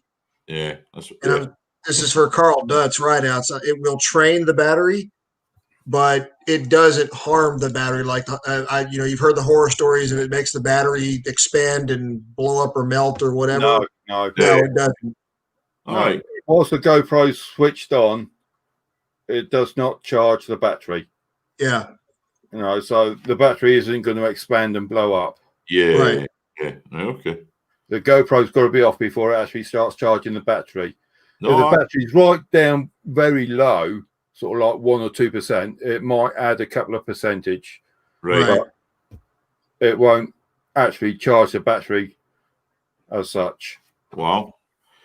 I'm telling you, you're not a winner there. I think you should be getting that patent. And make that little thing. Come to that. That's the same concept as all these different chin mounts, man. That's you've got a little money maker. You've got a potential there with that piece. I'm telling you. Yeah, pretty much. I mean, you've got a company that just basically does chin mounts. Yeah. That's right. That's what I mean. It's like you just, to make it even safer for the battery, you just put a clear perspex cover over it with a couple of ventilation holes, and Bob's your uncle and whatever else. Yeah. So, yeah. When you see our flush, I don't know, where are we? Yeah. It's just a right-angled USB-C. Yeah. But what I do is hairband. Yeah. Just hold in place so it doesn't work. Yeah. And that's just held in by clips on the other most side. of it's over here in the US. Most of us use zip ties. Yeah. Well, here's something for you, right? The hairband. We'll probably finish this topic anyway, guys, for tonight. But what we're going to add on to this one is, so I watched a video from her two wheels the other week, and it was her setting up her new Ruroc helmet that she's bought or given or whatever. I think they gave it. They gave it to her. All right, okay. I'm also doing something wrong. I want a free helmet. They were handing those things out like Pez, man. They were just, everyone was getting them. Oh, no. So the way that she was setting up her GoPro mount was that she went from 3M to 3M. I didn't understand why she did that. Like the 3M sticky pad just goes straight onto the helmet, and you just hold it there and you let it set for 24 hours and it's solid. You know what I mean? It just won't come off. So I think why she was doing that is because of the angle on the Ruroc. If you just did the 1 3M, it would kind of like angle, like it wouldn't be thick enough, right? To have the clip like kind of flush. Right. Okay. Right. But you know what I mean, though. It was a little bit strange to see going from 3M to 3M. Oh, for sure, yeah. Yeah. Obviously, I don't want to yeah. I saw that too, and I thought that was odd. But I mean, I knew what she was doing, but yeah, you had to let that set. Otherwise, you were gonna. Because I tried that once. So, well, I think it was to fill in gaps, fill in the space of the gaps and stuff. I mean, like when I built my helmet, like I've got the 3M pad, but there was a lot of space around the edges, so I didn't have contact. Right. I put epoxy in there. Right. But I think she did the 2 3Ms just because that would fill that empty space. Right. Okay. Because if you put epoxy on it, that's your helmet, isn't it? Really, that's a root. No, that's ruined. So that's also why I put it on my my open and close vent, because I'm like, if I ever change my mind, I just pop off this vent and buy a replacement. Right. Yeah. Okay. Yeah. If you watch, have you seen the channel for Holy Shift? Right. I haven't seen that. No. Yeah, check out his Holy Shift. I saw, because before I got the ones I showed you earlier, I was looking at something he did. Right. And he actually got epoxy. He goes through and shows you the whole thing. He actually went to Home Depot or Lowe's or somewhere and shows you what he buys. And he actually got some like epoxy or something. He used 100 mile or like duct tape and used that as a form. Yep, he used a heat gun to get it up, to get the old one off. Yeah. And then he formed this. He used epoxy to form this like chin mount style thing. Yeah. And I mean, he walked you right through it, showed you how he does it. And when he got done with it, he just kind of sanded it down to smoothness. And then he sanded down the backside so that it would fit a 3M strip. Right. Okay. Right. He just stuck it on his helmet like you would do with those chin mount products. Yeah. Yeah. All right. Okay. Right. Definitely. It looks like exactly. Yeah. Yeah. So you completely shaped it. Way more effort than I put into things. What? Just way more effort than I put into things. Yeah. I suppose, but the thing is, in the early stages of motovlogging, we're all the same. We don't want to.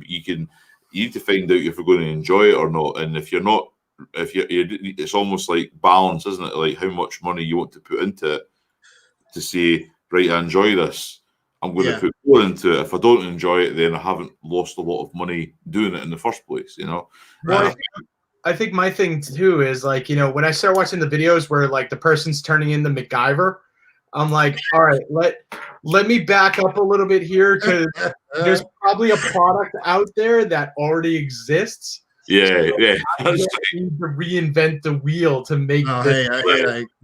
I mean, I watched somebody's video, and they were cutting bits out of their helmet, to put the cable. Yeah, they were like underneath, and they were cutting parts of the foam insert so the cable would go up through the foam from the from the GoPro speaker, the microphone adapter, and it would go underneath the helmet and fit flush inside. And that's when you just shut off that video and move on. Well, that's what I did. I said, you think I'm going to cut a 400, in UK pounds, a 400 pound helmet to fit a cable that costs 50 pounds? You've got another thing coming. Yeah, I was rather find somewhere else to do that, because that's not how I'm going to roll. With that. Not to mention, supposedly if you drill in or cut into the helmet shell, you compromise the safety of that shit of the helmet. Right. Helmet's done, isn't it? It's It's like the minute supposedly you put stickers on the helmet as well. It's like safety helmets in the oil and gas industry. That plastic that you have as a helmet, you start putting stickers on it, and the glue that's on it can mess with the integrity of the polyurethane that's in the helmet. The bit that protects your skull from hitting the contact patch. So I mean, I know it's different, but it's a case of you're saying you ruin the integrity of the helmet, you start modifying something just so you can take a couple of videos for YouTube. It's all relative, isn't it? So. Well, that also goes back to like I said, I mean, when you got to start MacGyvering the shit, you need to step back and look for another way, because there's no need in this day and age. There's a technology out there, like you're probably like an Amazon link away from like a $4 fix. And you're totally right. You know, it's when I was trying to figure out why I couldn't get my audio fixed. I'm like, my voice is a bit deeper, and I constantly clip. Every time I was doing a video, it was just cackling every time. And what I've done is I just said, right, there's got to be a cure for this, another way. And this guy recommended a Tascam, you know, like the portable audio. Yep. Right? And I went and bought one of them, and what a difference it made right away. You know what I mean? It just solved the problem by using Google and YouTube. You know what I mean? That made my life a lot easier instead of getting stressed out about recording audio because, well, as everybody says, if your audio is terrible, people will just click off your YouTube video and move on to the next one. So nobody wants it. But that's all I use. I use avocado unit, so I only have the one mic in there. Yeah. Because I quite often ride with the other half, so we can communicate. Right. In this box, I've got a Cardo unit, and that's plugged into a voice recorder. Ah, okay, right. And that's all I use. Huh. And that was like what we we said about the Senos. You can do the same with the. You can do the same with the Sena with an audio pack. Yeah, because I was a little bit confused. I find that the Sena's all right on its own, but when I'm connected with the other half on our bike, right, I'll get a lot of popping and what have you. Apparently, it's a problem with Sena. Ah, okay, right, okay, right. So I've changed over to the Cardo Pack Talks to see if I can get rid of that. Otherwise, when we're dual blogging, then it's pop every so often. Okay. Yeah, okay. Right, guys, I'm going to call it at the end of the night for this one. It's now come up for 1 a.m. my way. Oh Lord! I mean, I'm getting old now of managing to stay awake to this time in the morning. I'm doing okay. So, thank you for joining in. It's been my first live stream hosting it away, and we've made it great. So, obviously entertaining by everybody, including Bikes, Beards, and Crews. I probably lost half my subscribers this evening, but it's okay. It'll only take me 4 months to get them back. But thank you, guys. Thanks again. Thank you. Glad to be part of your first one. Yeah, thank you very much. And I'll just kind of sign us out of this to say, everybody who's watching, thanks for tuning in. I have a new vlog out tomorrow. You may be seeing that. It's scheduled for 3 o'clock UK time tomorrow. So thanks for watching, and see you in the next one. All right. Thanks, guys. See you. See ya.